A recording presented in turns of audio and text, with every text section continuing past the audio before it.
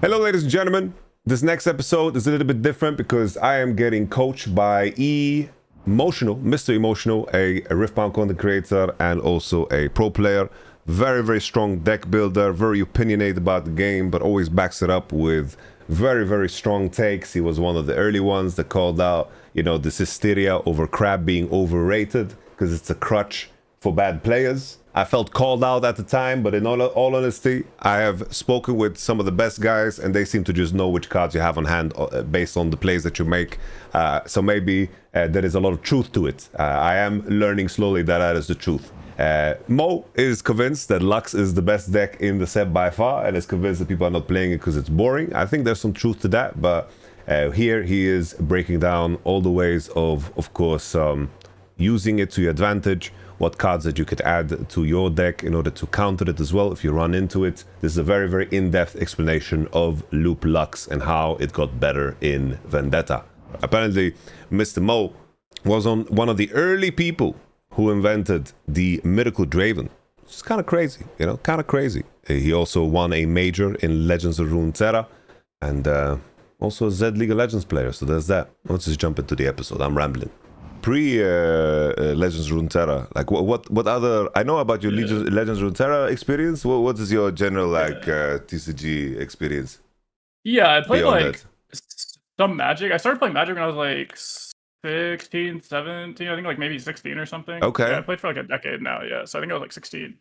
And I was like not very good because I came in later. I didn't have money, so I couldn't even buy the best decks or anything, right? And it's like came in late, didn't have money, couldn't buy shit. I bought some like shitty aggro deck, which is part of the reason why I probably like aggro. Yeah. And I did the thing where I just like I have a really competitive mindset. So if I want to get good at something, I get like I just go so obsessed. deep. I get really involved. I get addicted. So I play like it was like anything, even if it doesn't matter. Like I started playing Valorant like a few months ago, and it was just like I sat there play Valorant for like 10 hours a day and like be bad, but I at least like enjoy it, right?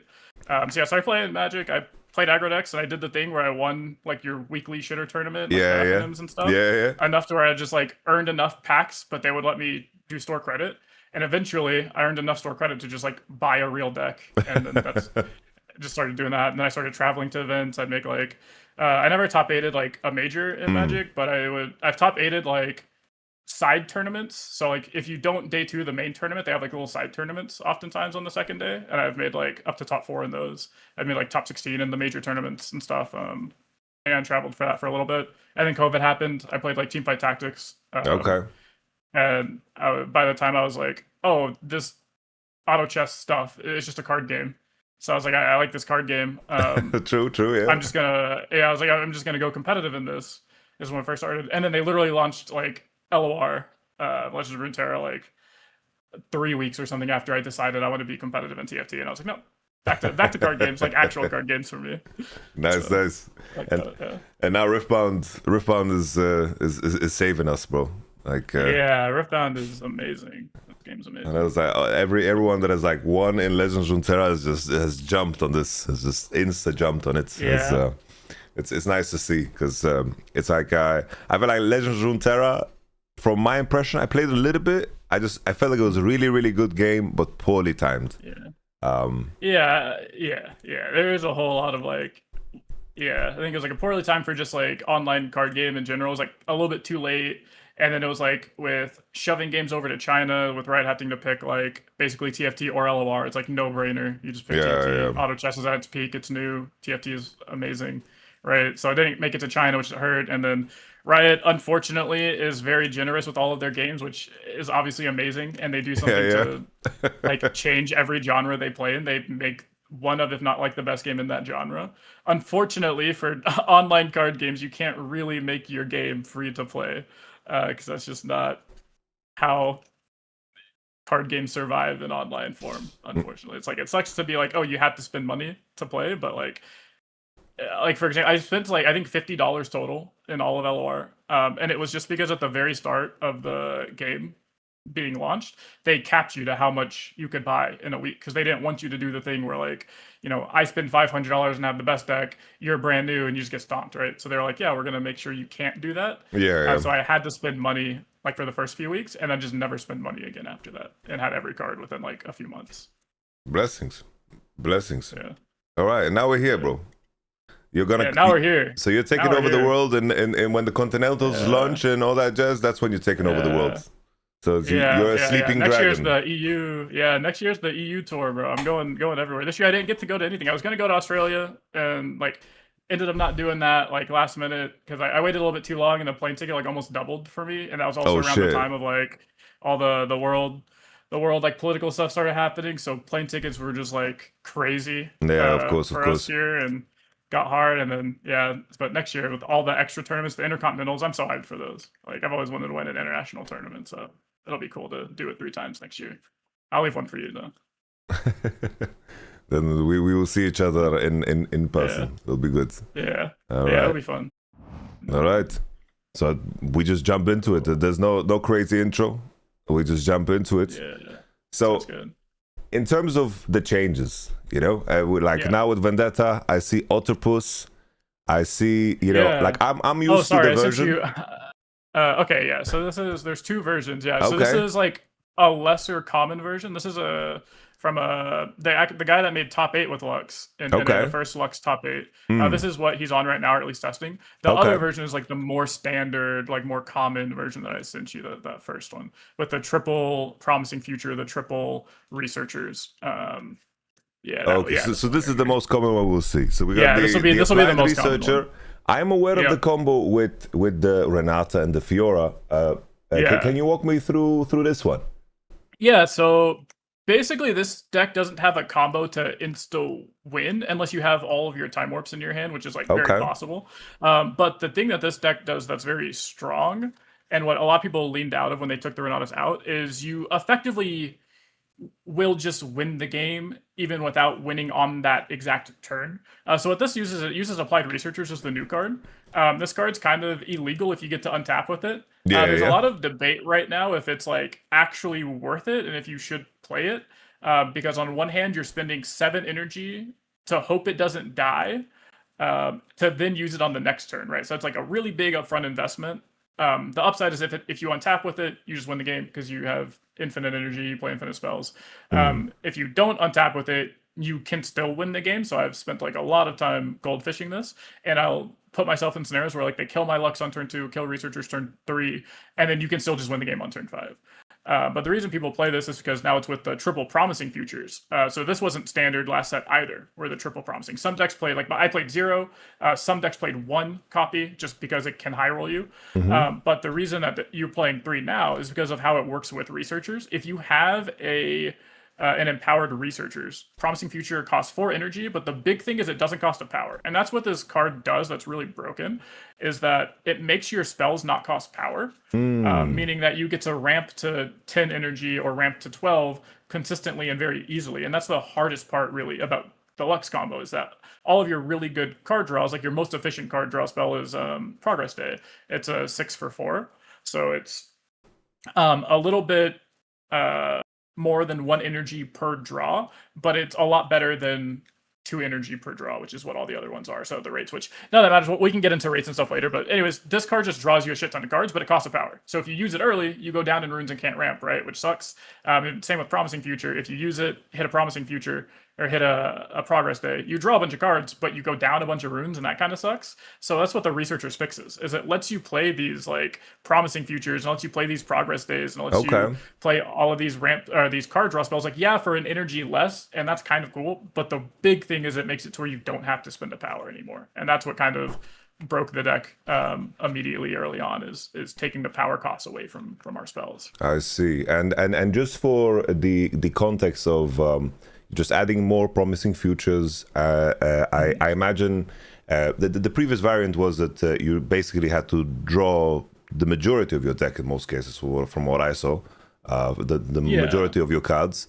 And now in terms of the thresholds that you need to hit, if you can basically break down, let's say, the turns in terms of what we are looking for to get it out the fastest, if from the mulligan stage, from turn 1 to 2 and 3, if you could just I'll just play an ambassador list that I have, and I'll try to challenge what you got, and just walk me through it. Yeah, sounds good. So we can do. So do you just want me to show you like effectively play by myself for like 4 turns and show you how fast it wins and stuff, or do you want to play like a game here for 4 turns basically? Show me your moves. I will not do anything in Yeah. return, and I just want to see from the optimization, like if everything goes right for you. Sure. Yeah. We'll assume that your opponent is just playing a nothing deck that doesn't do anything, right? So the big thing in the mulligan is you just kind of want to dig for ramp spells. Okay. Especially if you're going first, you need 2 ramp spells. If you're going second, you only need 1, and that's again just to get to that 12 energy, 12 rune threshold by the turns you need. When you're going second, you have to win on turn 5. When you're going first, you can win on turn 6, just because of how the point math works out. So I'm mulligan away too because we hit the researchers and stuff here. So when you say ramp spells in the context of your deck, is it so I see the soaring scouts? Yeah, it'll be soaring scout and retreat are the Okay. basically the 2 like air quote ramp spells because this gets you a rune when it dies. The retreat gets you a rune when you bounce it back to your hand. Okay. Because I see only 1 copy of retreat, so this is something that you always fish for, no matter what. Yeah, you always fish for. Yeah, the deck's mulligan is pretty or like really straightforward. They're just simply cards that you always keep and want, and everything else you mulligan away. And so it's like the cards that you want and need are like your researchers, your echo, your sacrifice, and then anything that ramps you. So like your soaring scout or your retreat or something. And your sense. seals. Okay. Anything out of those like 5 cards, you just put it back. Like the 2 mana draw one, I just put it back, and all that type of stuff, I put it back. This hand's like super nuts, especially with could going you reveal second. your hand from? Yeah, I can do reveal all here. All right. So I mulliganed away like a ruination or something, I think. I put a ruination to the bottom. I kept these 3 cards just because you always keep the echo, and I kept promising future because I had the researchers. A lot of times you can keep promising future because it can dig you into like more stuff. And then I just got bird off of the mulligan and then top deck to stupefy, so I like super high rolled it. So we can just play out bird, and then immediately I'm just gonna play stupefy. Because I don't care what you do or can do. The thing with Lux is you just want to play all of your mana every turn. So, oh my gosh. So you kind of just want to rip all of your mana and be really efficient with it. And just draw as many cards as you can. Okay. Pass back to you. Yeah. So let's just say I just played that, and let's say I just... and you can score too. I just conquer, and then I just pass. Yeah, and then so here, because you moved the unit to a battlefield, it's really... or not really good, but it's like good for me. It's like you have to move up to score points, right, in the real game. You can't just do nothing. But now I get to crash my scout in, which means I get the rune immediately, which is pretty nice.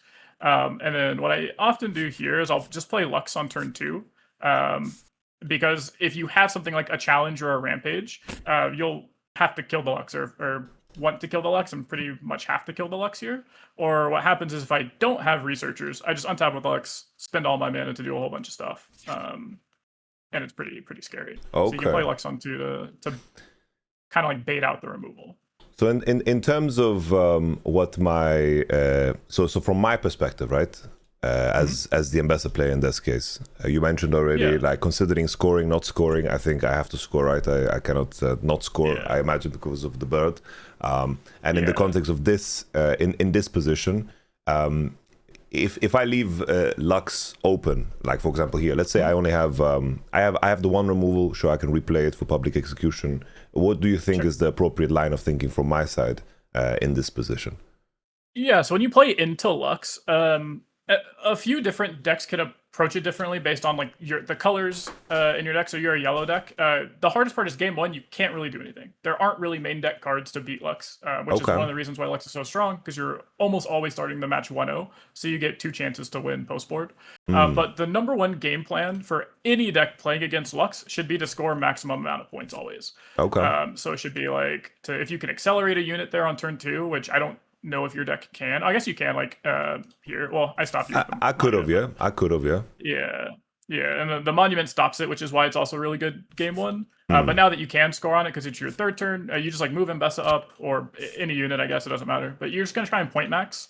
Now that you have units on both battlefields, you can't really do anything else, right? It's like you can develop more units, which is what you probably should do, just because that's what your deck does. Here I would still kill the Lux because you have the public execution. So it's like you can kill the Lux here. get rid of it so that way you don't have to face all of this extra mana. Obviously, if we're going to run through it with like best case scenario, we can, do that. But that's what you're going to do is like try to remove the Lux.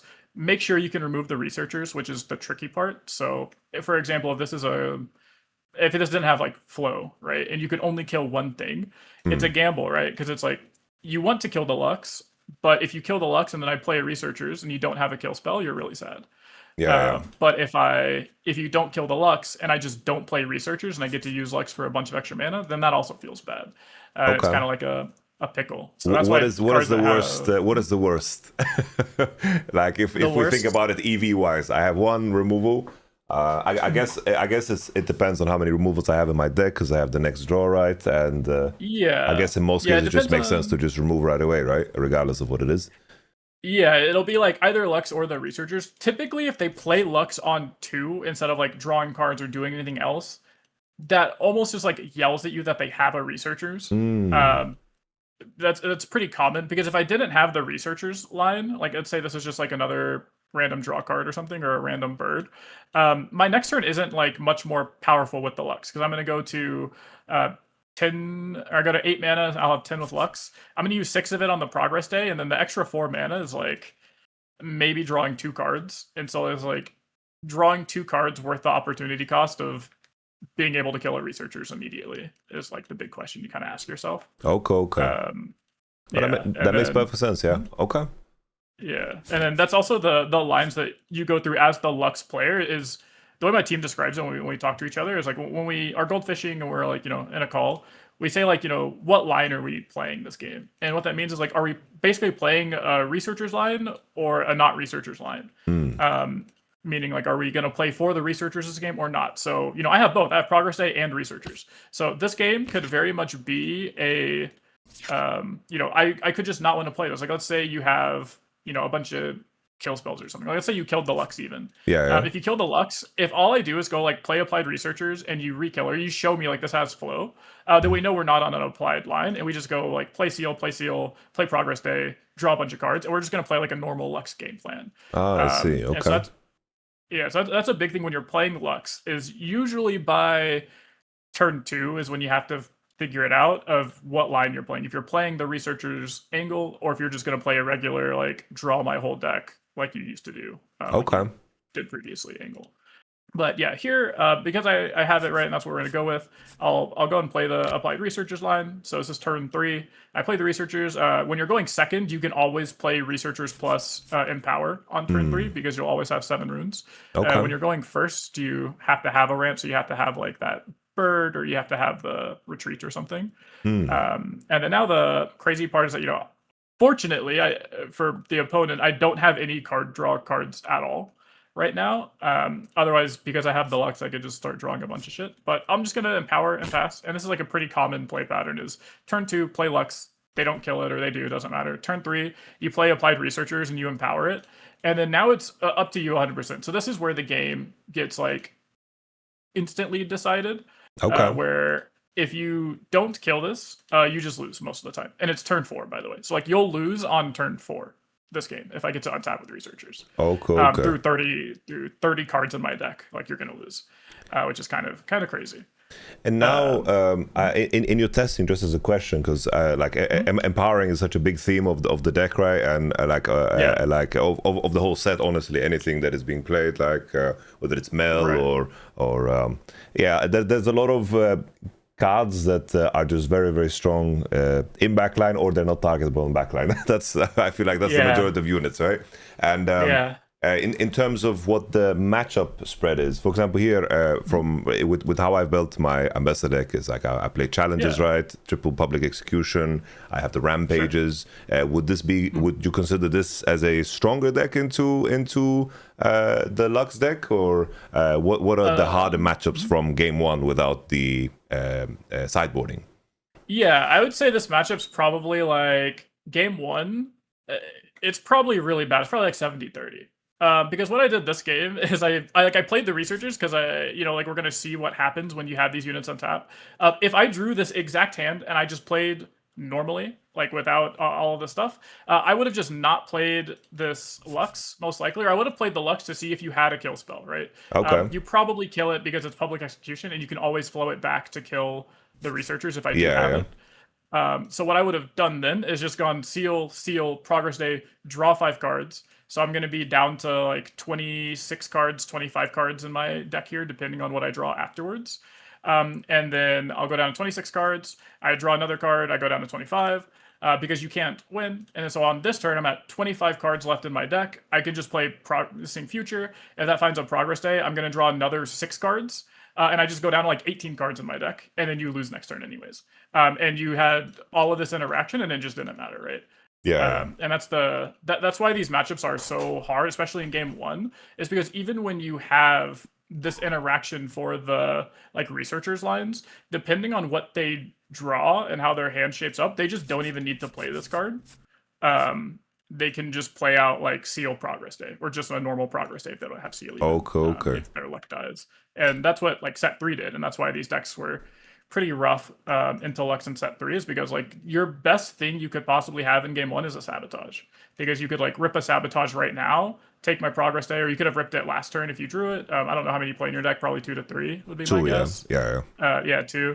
Yeah, so like if you want a hard mulligan for those, and then try and sabotage the turn before they can progress day, and you just want to try and take a progress day out of their hand. If you do that, that can definitely slow them down sometimes. Like I would have been forced to play a Promising Future and then hope to hit something that draws. I would have had to sack like 2 runes, and the odds are still like really good for Lux, but it's a lot more scary, like for sure. Like that's definitely like the lose condition for Lux is they take your progress days, or if you go for these applied lines, like it's pretty scary sometimes, because if they do have the kill spells, like I said, you wasted 7 mana. Unfortunately, like, even if we went through these lines of you killed everything here, I think you are still losing this game on turn 5, even if both of my units are dead. And I wasted my turn 2, I wasted my turn 3. So I want you to show me both variants now. So let's just play the variant where like I pass to you, you draw. Let's say I didn't kill them, and then let's go back in time and look at the line when I kill both.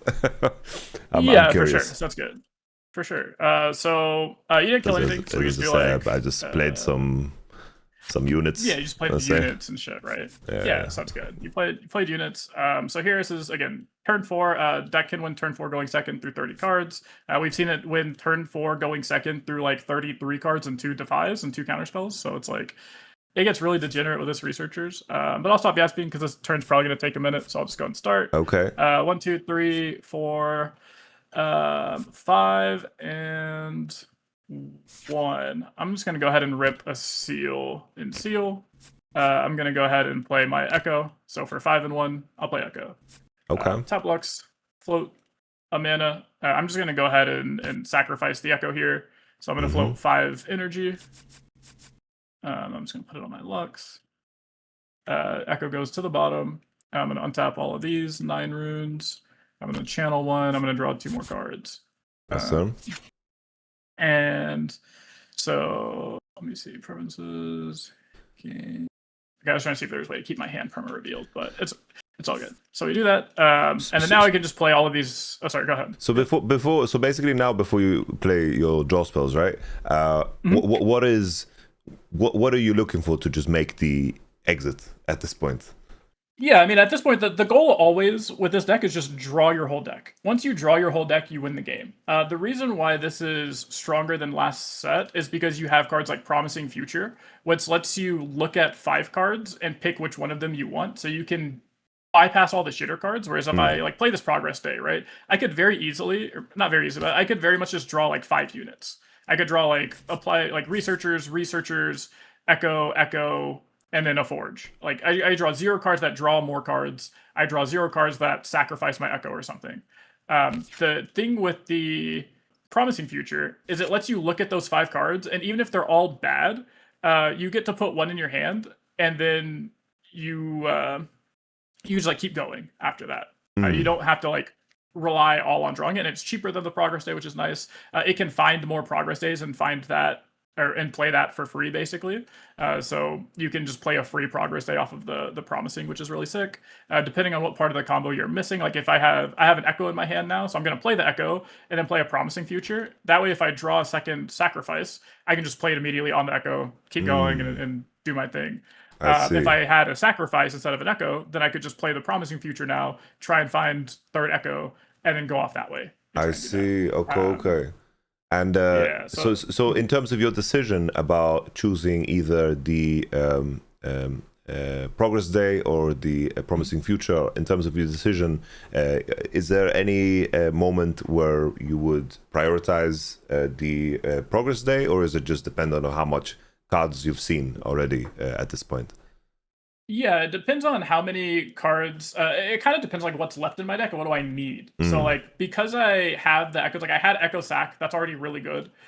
Because I have a researchers in play, that means I can go like almost infinite with this promising future. The real big deciding factor is, does your opponent have a card you don't want them to see off promising future, right? So let's say you didn't have a kill spell, right? That's how we got in this scenario. So obviously I know you haven't had a kill spell in the top like 12 cards of your deck. If I play promising future and let you see 5 more cards deep into your deck, what are the odds that you see a kill spell?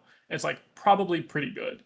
And then if you kill the researchers, like, is my turn dead? No, but it can get like I'm not gonna win this turn. Okay. Is the thing. So that's scary. The other thing too is like, how much time do I have? So I know you don't have a way to get any extra points, so you're guaranteed not winning next turn. So because you're not winning next turn, I don't have to play this promising future and be greedy yet. I didn't even have to do the Echo Sack really. I could have just played Progress Day, drawn 5 cards, played like, sell what I played, draw more cards. I can just draw down to like, as many cards as I can and then pass. And then that way, if you do draw the kill spell, if you do draw the sabotage, if you draw any amount of interactions, the game is just over, because I'm going to untap with 12 runes. I'm going to have like 10 cards left in my deck, and there's just nothing you can do about it. I see. It comes down to how much time you have is a really big factor of, do you play the progress day or the promising future? So it could be like cards that would be dangerous. Like if I'm on 5, if I would play, like, let's say I would play YamatoCannon, Nasher could be a pull. Yeah. I'm trying to think of other cards. What happens if I play a? This is a strange question, but maybe you probably have the answer. Sure. What happens if your progress day pulls a time warp for the enemy, and he plays it? Yeah. So the way does that block out your time? Does that block out your time warp, or which one is first? Yeah. So the way it was told to me, and I rarely ever look stuff up myself. I just try and get it confirmed by other people. So okay. I always tell people that. So if it's wrong, it's their fault. I mean, yeah, their fault. That's how I get out. That's how I get out of situations. But no, what I understand is whoever's time warp resolves first gets to take the turn. So like if I promise you, I asked because I was playing against a Kaiso one time. Yeah. And I was like, okay, if I play promising future and they find a time warp and I also find a time warp, what happens? And it's like, on one hand, I'm thinking like I should get my turn first because my spell will resolve first. But someone was telling me that like because theirs was like finalized first or something, and that it's like they get theirs first. So honestly, I'm not sure. I think it's just whoever resolves first gets the next turn. And then if I were to play another time warp like during that extra turn, then it would go to the Ash player, so they would get to take their turn, and then it would bounce back to me. Like it just goes in order of like whose time warps are on the stack. And for promising future, it is always that the next player chooses card first. Because you said something there that I was curious about, because you said that your card would resolve first. Because how does the sequencing work for promising future? It's like really weird. If you read the card, it doesn't help. So I just tell people like, luckily my cards are in Chinese, most of them, so it's extra confusing. Nice. But it is that a strat? Yeah, no, not at all. I just needed them to compete in set 1 tournaments because cards were cheaper in China and you could get them in time for tournaments. No, of course, yeah. But yeah, so how it works is when this resolves, the person who played the promising future, so me, I will choose my card first and I'll show you. So I'll show you, like, I'll look at the top 5 and I'll say like, oh, I'm going to play a progress day. So I will show you that I'm going to pick progress day. And then you go through your 5 cards and you get to pick what card you want to play. and then you will show me the card that you want to play. And then what happens is, starting with you, you will play your card first, meaning that your card will go on the chain first. Okay. And then my card will go on the chain second. But the way this game works is you resolve stuff, backwards, or like top down. Of course, yeah. So because I put mine on the stack second, it will resolve first. So that's why you can't do things like take a counter spell, for example. So if I show you I'm playing a Progress Day, you can't play like a Wind Wall to try and counter it or something, because you have to put your spell on the stack first, and you won't have a target. And then I will put my Progress Day on the stack afterwards. So there's always advantage to the person playing Promising Future in almost every case, right? Because you can. Yeah, in a lot of cases, there's like some cases where not, like a I guess the Time Warp case is not, or. Yeah, in the Time Warp case, like it might not be, like if you know you don't have, or if they know you don't have Time Warp, then they might just rip a Time Warp and say like, I'm going to do it. The other way is Jace Aurora. Things get really weird when you start to have non-spells, because permanents fall off the chain immediately. So if you play something like an Aurora, your Aurora will actually be in play before my spell resolves. So if you play Jace, if you play Promising Future, and you show me you're gonna pick an Aurora, right? And I'm playing some red deck, and I have Thermo Beam in my deck, and I can see that you're picking Aurora, and I will just pick the Thermo Beam now. So I'll pick Thermo Beam, because what happens is I'll put my spell on the stack first, and because Thermo Beam doesn't target, it just goes on the stack normally. And then you put your card on the stack, and since it's a permanent, it immediately hits play. Like it falls off the stack and immediately goes into play. And so now when my Thermo Beam goes to resolve, it will see your Aurora in play, and it'll just kill your Aurora immediately. And it's the same for units, I imagine the same. Like if you have, for some reason, some removal, you can play, you can choose it. Okay. Makes sense. Yeah. And it gets really complicated. I mean, there's like a whole thread. Like there's several threads on this card, because it's like, if I pick, Echo, for example, and you pick a card that says like kill a unit, you can't actually target my Echo even though it falls off the chain, because you have to put yours on the chain first, and my Echo will still be banished to the side. Like I don't have to put it on the chain yet, so you can't target the card that I get. I don't know if that made sense, like at all. No. It seems rational. So yeah, and that's why with like Aurora, Aurora's like just a really easy way to show the examples is, Salvage is a really popular card, especially in like Cannon decks. You can't salvage an Aurora off of Promising Future, because you have to put your salvage on the stack before the Aurora is technically put on the stack. So you have to choose a target, and then the Aurora comes in after. It's pretty. But this is in this context, so this is the Jace player dropping the Aurora to Promising Future. Okay. Right. Yeah, but here with Lux, the good news is that like the only thing that could ever interact with whatever you're doing in Promising Future is just Fizz, and that's because like when you play me trigger, so like Fizz says, when you play me, play a card from your trash. So the Fizz will go off the stack immediately, but the actual play trigger won't happen until my card is on the stack. So you have to finalize like the whole stack. You have to finalize the Promising Future. So you put your Fizz in play, and then I have to put my card on the stack. So I'll put like Promising Future on the stack. And if you have a hard bargain in your trash or an abandon in your trash, now the Fizz trigger goes on top of this. We'll treat Echo as a Fizz trigger. And so the Fizz trigger resolves. You can pick the hard bargain, or you could pick the counterspell, because my thing is on the stack now. And so now you have a target for it. And that is the only thing that ever really matters with your Promising Futures in game one, is the option for them to like Fizz back a counterspell or something. Is something you have to kind of be afraid of. So it's like and Fizz. So Fizz rebuttal is something that Bell players are looking for. Yeah, exactly. Yeah, Fizz rebuttal, which I think a rebuttal still isn't. I think a rebuttal only counters things that are like 4 or less. It's like kind of like Defy, right? Yeah. Or is it counters anything, and then you can only take it if it's 4 or less.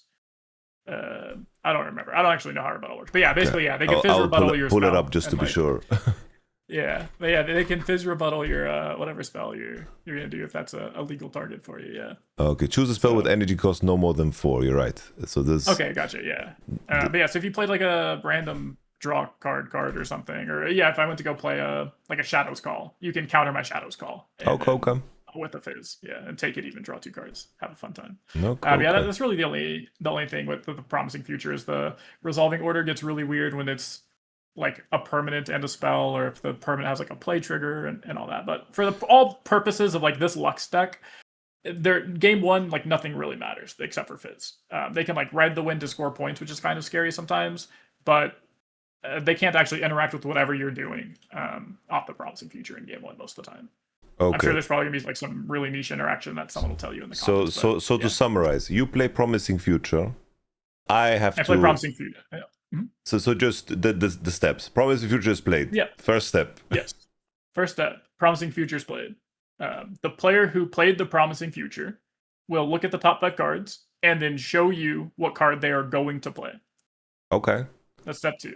The next step is you now look at your top 5 cards and you pick a card that you want to play, and you have the knowledge of what card I'm going to play. And the next step is you banish both cards, or like both cards are banished in the Shadow Realm. So you, the person who didn't play Promising Future, you will put your card on the chain first. So we'll just keep it simple. We'll say it's 2 spells, right? We'll say you pulled a challenge, right? So your challenge will go on the stack, and you have to have targets for it to put it on the stack. So you will just put it on the stack. You'll target my like Applied Researchers. Now my spell, which is the Progress Day, will come out of banish and go onto the stack.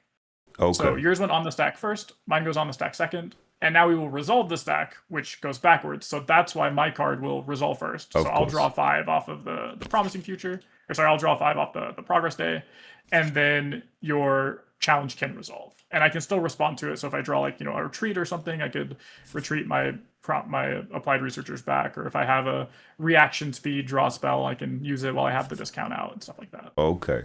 And if I have reaction speed, can I still react to the cards that are on chain after Promising Future? Yeah, you can still react to the Future cards, it just creates like just a normal chain. So even I could react to the cards. So like when I put my Progress Day on the stack, I can react to it with like, say I have a counter spell. I could counter my own Progress Day if I wanted to, right? I can counter your thing. I could draw extra cards. I could do whatever I want here, as long as it's a reaction speed card.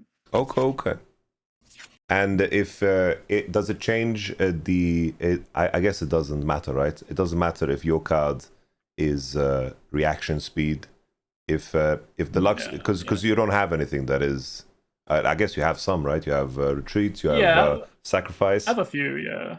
Does it change the resolution process if I play something that is action speed and you play something that is reaction speed? No, it'll be the same, where your card will just always go on the chain first, whether it's like a normal speed, reaction speed, action speed, all of that. Like yours will always go on the chain first, and no matter what the speed my card is, it will go on the chain second, and then my card will resolve first. Now it's super clear. Perfect. All right. Yeah, super clear. Super clear. Okay, so so we have all this stuff. I'm just gonna go ahead and do 1, 2, 3, 4. I think I already paid mana, and I did. So we'll do 1, 2, 3, 4, 5, and 1. We'll play Echo. We'll try to win this turn just to flex. Okay. I don't think we really need to. Like again, if this was a normal stuff, I would just take the fact that you haven't killed my Applied. I draw a bunch of cards to the Progress Day, and then you would 100% be dead on the next turn. We can try and flex and see if we draw something here. So we can do like 1, 2, 3, 4. We'll play the Promising Future. Okay. So I will look at the top 5 cards of my deck. 1, 2, 3, 4, 5. And then I will show you a Time Warp. So my Time Warp will get banished. So it just like goes off to the Shadow Realm. And then you will look at the top 5 of yours. And you can pick a card from there. Say I do this? Sure. So you pick a Rampage. So now what happens is I think I draw from the Promising Future now. I believe. I'm pretty sure that's how it works. So I'll draw now. And then your card will go on the chain first because you're going to play it. So you have to pick targets for this Rampage. So I will just do that. We don't need to do it. And then, we don't need to do it. Right. Like, if you want to flex, then let's say we don't do it because I'm curious about the flex. Okay, sure. Yeah. If you want to see the flex, then we'll just say you don't kill. We'll say you played like another unit or something. Yeah. Okay. And then my Time Warp will go on the stack here. So my Time Warp, I have to pay the cost. So I'll do 3 blues. to play the Time Warp. It resolves, so I'll draw a card off of Lux, and then it resolves. Now your card resolves if it's like a, like I said, we'll say it's like a unit or something, and that's fine. So now it's still my turn, but I have a Time Warp coming up, or like an extra turn after this. So I have mana floating, which I forgot about. I'll do 1, 2, 3, 4, 5. I will play a Progress Day and draw 5 cards. 1, 2, 3, 4, 5. I will tap 1 to play a Dredge Up to draw a card. And now I will take my extra turn here. So I'll untap everything. I will channel 2 runes. I'll draw for a turn. I'll seal to play seal, and you are in fact dead. I'll just do 1, 2, 3, 4, 5, 6, 7, 8, 9. 1, 2, and 3. We'll play a Time Warp. Yes, sir. We'll draw a card off of Lux. And how do we banish? There we go. Banish that way. I have even more stuff that we can do. We'll play a Dredge Up. So just hold on now, Mo. So in terms of everything to connect, you need 2 Forge of the Future. You need the Echoes in the Trash, the Sacrifice, and then you can just queue so the up Echoes will endless amount of Time Warps. So you can't do the Time Warps because they're going to get banished. So Time Warps banish themselves when you play it. So what happens is there's a few ways to win. And I think it'd probably be easier if I can, if I get to that point and then I can just like show you what the decks do. So I'm gonna do that where I'll draw. I drew one off the Dredge Up. So now I'll go to my next turn, which I'll untap everything, and I will channel 2 runes. I'll draw a card for turn. I will tap 2 to play a Forge. This is just so I can put a Sacrifice to the bottom of my deck, so I don't have to draw a bunch of Echoes. And then I will tap 1 energy to 1, 2, 3, 4. Play a Promising Future, so we both get the Promising Future here. I'll show you the top 5 cards. I will just show you a Progress Day. And we'll put all those to the bottom. Okay, yada yada yada. I play just out of curiosity. Yeah, sounds good. So I'll draw off the Promising Future resolving.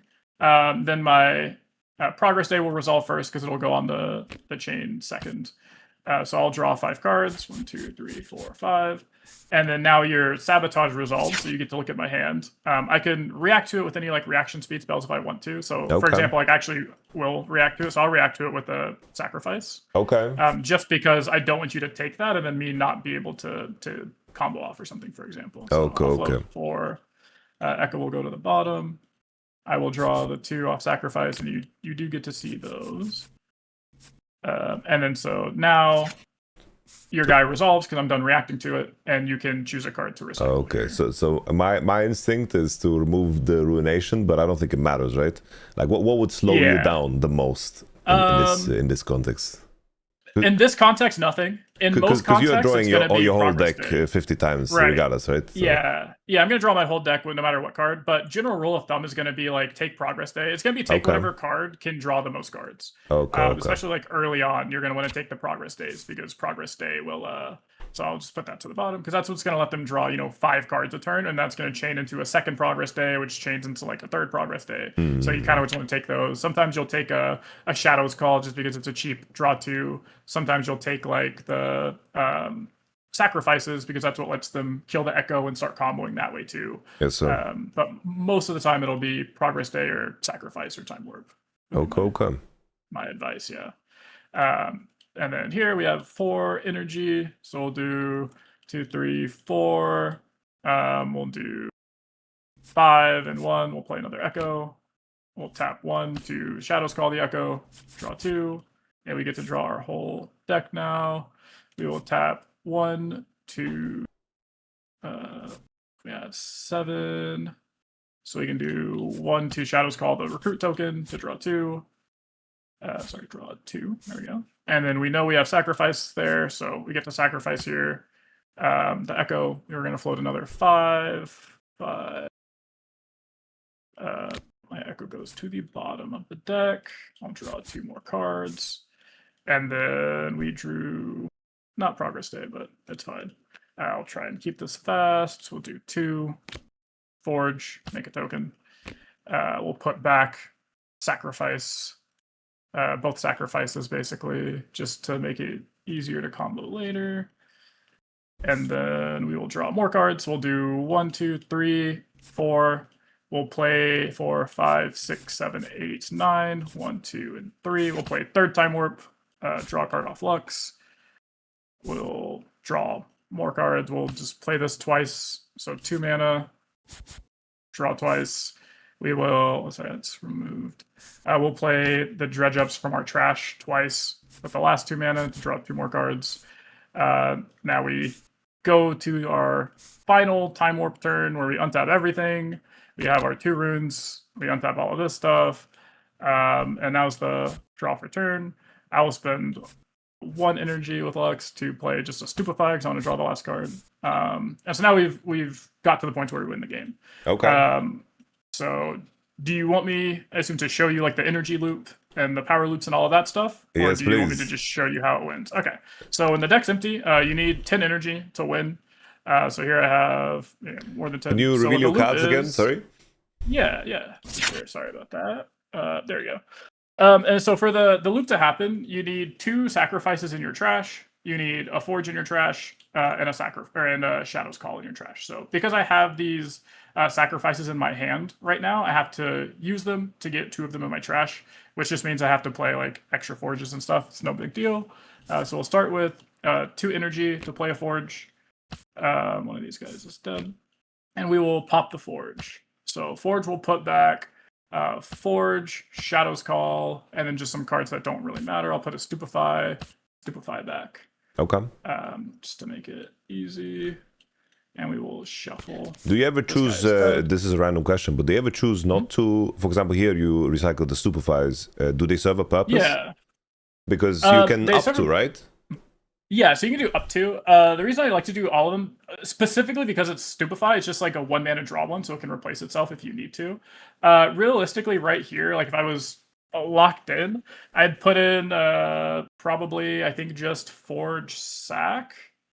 Or sorry, I just put back Forge Shadow's Call. Yeah, I would just put back a Forge Shadow's Call because you would do Echo Sack, draw, Forge Shadow's Call. You would have an empty deck, but the Echo would go there. Here, I'll just do it. Sorry, I'll do it to make it look cleaner to show. So I'm gonna put back these 2 from that Forge, right? Okay. So these are the 2 in my deck. It doesn't matter the order. And what we'll do is do 1, 2, 3, 4, 5, and 1. We'll play the Echo. We'll use the 1 energy to sacrifice the Echo. So now we will float 5 energy and a power because we are at 12 runes. Everything will untap except for 1. Echo goes to the bottom, and we will draw the 2 cards that we put back. So we drew the Shadow's Call and the Forge. But because Echo recycled itself, he goes to the bottom, so you don't deck out. And now you just do 2. You Forge, set. You don't really need Forge, but we'll do 1, 2, 3, 4, 5, and our power to play Echo. We'll use 1 more energy to sacrifice. And again, because Echo recycles himself before it resolves, our deck is now 2 Echoes. We'll float another 9 energy and a power and just draw the 2 Echoes. And now we have it perfectly set up to loop because our trash has 2 sacrifices, the Forge, and the Shadow's Call. And these are the 4 cards that you're going to put back over and over and over again because you will always draw enough cards to draw your entire deck. And every time you do this combo, you net 3 energy. So you can effectively, you'll just play Echo, sack it with the sacrifice in your hand, draw cards, you'll Shadow's Call it to draw 2, and then you'll just kind of do that with the 2 Echoes in your hand. You'll just recycle them over and over and over again. Do you want me to like do the physical loop to show you that, or just kind of? No, I think it makes sense, but I still a visual would be nice. I guess a visual would be nice. Yeah. I think people would appreciate it. Yeah, I'll do it a couple times. Mostly also, if you plan to play Lux, you should practice doing it because people will try to force you to do it. They can't really, they can only force you to do it, I think, like 3 times, 2 or 3 times. And then you just tell the judge, like, I've shown a loop, like I'm doing the exact same thing. They're not interacting, so we're just going to say I did it infinite times. But people will try and force you to do it, especially at big tournaments, so practice it. I'll do 1, 2, 3, 4, 5, and 1. We'll play the Echo. 1, 2, we will Shadows Call the Echo to draw 2 cards.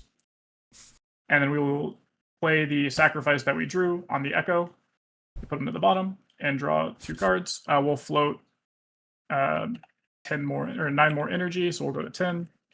And then we'll get to a power. Sorry, I undid my draw there. There you go. And then now you use the mana you have floating, you untap everything. 5 and a power to play Echo. And then now you just sacrifice it. You'll float all 12 energy again. So you go to 16 and 1. Echo will go to the bottom. And now you will draw the 2 Echoes. And now your deck again, or your trash again, is sacrifice, Shadows Call, Forge. So you play the Forge with all this extra energy you've made. You put back those same 4 cards. And it doesn't matter what order they end up being in your deck, because you have to recycle randomly. So you have to shuffle when you do more than 1 card. But again, it doesn't matter because you have a copy of Shadows Call and sacrifice in your hand already. So you will always be able to do it in the exact same order of Shadows Call, draw 2, sack, put him to the bottom, draw your last 2 cards, and then you just play Echo, sack Echo. He goes to the bottom, you draw 2 more cards. And this whole time you're netting just like a bunch of energy. Yes, sir. Once you start to have all your runes. That's perfectly so clear. now, It's funny so how you specific have, the cards are for this to Yeah. need to work. Yeah, it's like it almost you have to feels do it- pre-planned. Yeah, like you have to do it in the specific order, and you have to have the right card set up in the trash. The hard part is like for newer players is if they don't, like if I only had 1 sacrifice in my trash. This actually happened to me in my very first tournament I played. Is my opponent wanted me to present an actual a perfect loop, which is fair. You know, they have all the right to. But as a new player, as a new Lux player, I actually could not. I did not know how to put a second sacrifice into my trash because I didn't do the up to thing like you were saying, right? So I was trying to do a bunch of stuff where I tried to draw a bunch of extra cards and do all this nonsense, and it was like just really difficult. If 1 card is out of place and you don't have practice on it, you can waste a lot of time. And I ended up getting there in 1, but I wasted like 15 minutes on that turn, and so I lost in turns. I lost the match in turns because I didn't have enough time to play game 3. So stuff like that can really mess you up. That makes sense, yeah. No, it's just so funny that it's really funny to me that it's like sacrifice, the fact that it is a draw tool and it kills no matter what, and that it channels a rune, and then that the Forge of the Future is that it makes a token, and then you can recycle up to 2, up to 4. It's hilarious how randomly specific the cards are and needed to be for this to work. It's hilarious. It's really interesting. It's made me want to ask a dev or do Did they know? something I want to do. Yeah, it's I want to do an interview with the dev or something for a little bit, just kind of shoot the shit for half an hour or something. And one of the things I want to ask them is did you plan for this, or how does this happen? Like you said, did these 4 cards just happen to work really, really well together, or how, what is this? How does this work exactly? Or did you want this to happen? Did you plan for it to happen? Just stuff like that. Is all great questions. But yeah, so back to this, we have infinite energy now.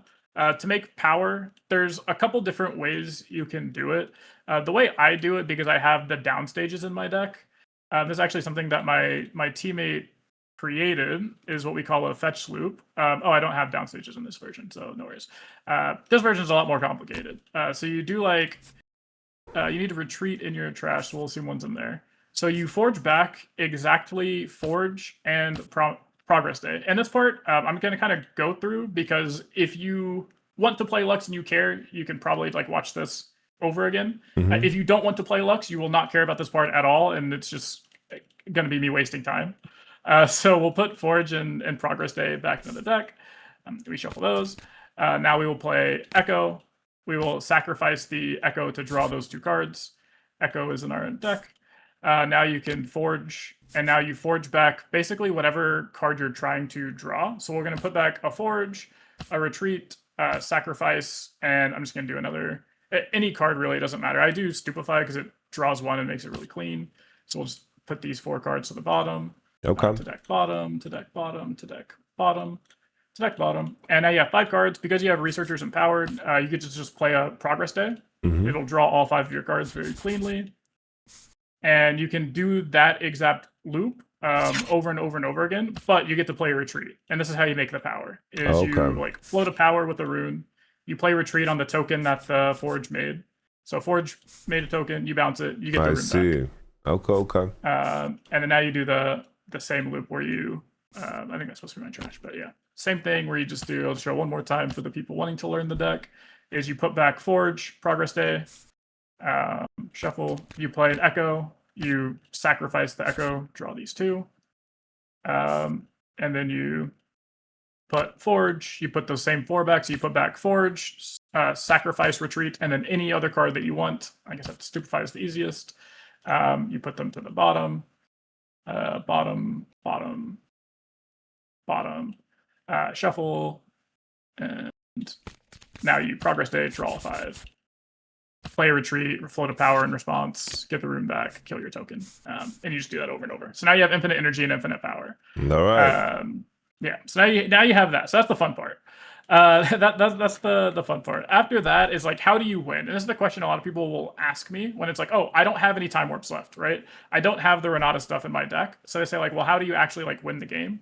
And you do that by making sure I kill your board over and over. I'm going to take every card in your hand. I can shuffle your entire trash back over and over again if I need to. With your deck, I don't think I need to do that. And then I will have infinite tokens in my base. And I will just pass for 4 turns. And I'll, pass to you. There's nothing you can really do on one card that's going to matter. And then you'll pass to me. I'll move 1 trillion tokens to each battlefield. If I need to or want to, I can do the combo again to make another trillion in base, but I don't need to. And I'll pass. And the point being is that like you will never be able to beat 1 trillion tokens on each side with me conquering every turn. And then we can show that setup. So you would just Ruination here to kill everything. And so this works. I don't think you have any revived stuff as far as I'm aware. Okay. Importantly, you have to forge back a forge because Ruination will draw you a card. And this is a mistake. I said this in my video and actually literally just did it, where you will play Ruination without shuffling a card back. It will happen if you're a learning Lux player, which is like I just did it here. So you have to shuffle a card back because the Ruination draws off of Lux. If you don't shuffle a forge back into your deck, you will deck out. Which shuffles all of your trash in. It gives your opponent a point. So like if you're at 7, you would have won the game. And that's a big mistake you don't want to make. And then now what happens is you get to play Ash or Sprite Burst. Either one does the job. So I could play Ash here. If I had it, I would just play Ash. I would take a card.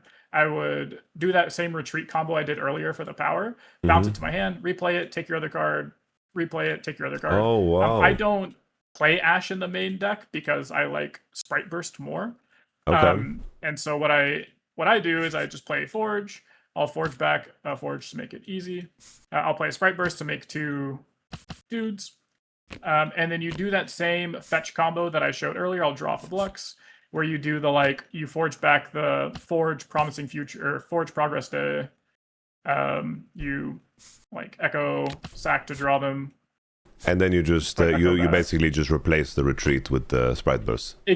Exactly. Yeah. Okay. You can replace retreat with a Sprite Burst. So you do the same thing where you put back Forge, sack, Sprite Burst, and here you can take retreat even. Your last card doesn't matter. So you just put all 4 of these cards back to the bottom. You put it back. You play the Progress Day. It'll draw 5. You do the thing where you forge back a Forge so you don't overdraw like a silly guy. Play Sprite Burst. Make 2 tokens, and you just do that infinite times now. And so now I have infinite tokens. I'll move them up to here. So I'll score to 2, and then I will just shuffle back enough cards to make sure that I don't die to you could have, because you're a yellow deck, you could play Hidden Blade, right? So Hidden Blade makes me draw 2. I'll just draw the Forge off of the Sprite Burst.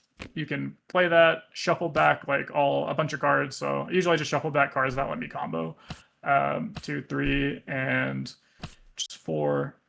So you put those 4 cards back. You get to just play Echo, sack it, draw 2, hope to draw a Forge, which we did. Echo goes to the bottom now too, and then you play Forge. You put back another 4, so I'll just put back again Forge, sack, Shadow's Call, Ruination in case I need that next turn. And then now I can't lose to decking out. And that's one of the things people will try. And when they make you play it out, they're making you play it out because they're hoping you mess up. And then so now, did I technically win this turn? No. I'm at 2 points. But what's going to happen is I have 1 trillion recruits in my base. I have enough cards in my deck to where I can't deck out, and I'm just going to pass for 4 turns, and there's nothing you can really do about it. Okay. Set this to like 1 trillion. And so if we were to play the game out here, I would, pass to you and say, like, can you do anything about 1 trillion might on each battlefield? I'd say probably not. Then it goes to my turn. I would move 1 trillion might here, 1 trillion might here.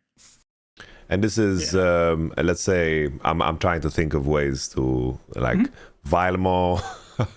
There's, would Vilemo be a problem? Like, if you play against, let's say, no, because I have, because I'm defending. I won't deal damage to kill the Vilemaw, but Vilemaw doesn't have enough damage to kill my sprites. He'll deal 8 damage, so he can kill, 2 sprites. So I'll go from 1 trillion sprites to, 999,999,8 sprites. And then you still have to find a way to get through all the other ones. And the 12 damage to all units on battlefields, is that a part of an estimation? Yeah, so what would happen? So we'll say that you like have that card, right? So what would happen is you play that card, you kill all of my battlefield stuff, right? So because I board wiped you, you would have to have that, which costs 7 mana, so you go down to 3. And then you would have to have a way to conquer like both battlefields at least, or at least like 1 battlefield. Because if you're not conquering yourself, because a lot of people say things like Downwell is a really good thing that's in purple and it's really playable, is they'll downwell you, which even kills the tokens in your base. But the issue is that if they aren't scoring, it goes to my turn. I do the infinite combo again. I make infinite energy, make infinite power. I make infinite sprites, and I just move up. I score 2 more points. I go to 4. I'll have the same problem for you. So you either have to now loop the downwell yourself or loop the like board wipe yourself somehow, or draw a second one, right? Like let's say you top deck all 3 of them in a row. Okay. If you are not developing a board, or if you're not accelerating out 2 units, it doesn't matter, because I will do the infinite stuff. Even if you just develop a Kale here, I'll just play a Ruination to board wipe your Kale, make my infinite tokens and pass. So you have to have a way to like accelerate your units up to both battlefields, and that has to win you the game. So and you have to do that. It's too rare that you have like 3 cases where, let's say, I'm just trying to challenge the deck as much as possible. Like say, playing as purple, they have Boots of Swiftness, a Ride a Wind, a 2-drop, and Downwell, let's say. Yeah, and it has to be specifically Aurelia, or no, it doesn't have to be specifically Aurelia, but yeah, so you would Downwell to board wipe everything. Well, so I don't think that works if you don't have enough energy, because Downwell is 8, the Boots is 3, so that puts you to 11, and Ride the Wind is 2, so that would cost 13. So let's say I had the Boots in play. Are you destroying with Ruination? Does that kill the gear? No, but Downwell does. Downwell bounces it. Downwell bounces everything. True. Yeah, Downwell bounce. But one of the things you can do, like, because I've thought about this, is you can do. It does start with Downwell, and it does include Ride the Winds. Can you think of like a very cheap unit that you could play with Ride the Wind? It would take like 2 Ride the Winds or Ride the Wind Boots, like you said, but 2 Ride the Winds is cheaper. So that's 4 mana, and then the Downwell is 8 mana, so that's all 12 mana. So you have to play 2, or you have to play a 0 might unit, right? So you have to play a Raza, because you can do like Downwell everything, play a Raza, Ride the Wind up, and then Ride the Wind over, and you can score 2 points that way. Okay. Yeah, so that's like a thing you can do, right? So that's why people started playing like Ashes in the main board, to make sure something like that doesn't happen. And when you play into purple, your sprite burst actually gets sideboarded out for Ashes to make sure stuff like that doesn't happen. I see. Okay. And even that is like, that has to literally win you the game. Because if it doesn't, you have to use 1, 2, 3, 4, 5. You have to use 6 power to do that play. And then so on the next turn, you will have no play to be able to do it once I combo on the next turn, because I can just make infinite again. Okay. I'll kill your guys, and then obviously your guys will be dead at that point too, so you have to find a way to revive them somehow. So you have to revive them and have enough energy to do all this, and it's just like not really possible. But there are like very niche scenarios. Like another thing you can do is like on full 12 runes, you can top deck a timelines. You timelines to make me draw 4 cards. So I'll go down. The most that you can put in your deck, I think, is like 10 or 11 is what I mathed out, but I could be wrong. But you can do like timelines, make me draw 4, and then timelines, like let's say you draw timelines off of that one, make me draw another 4. So I go down to 2 cards in deck, and then you can draw like a fizz or a third timelines, and then fizz back the timelines, make me draw 4 more cards, and now I'm decked out.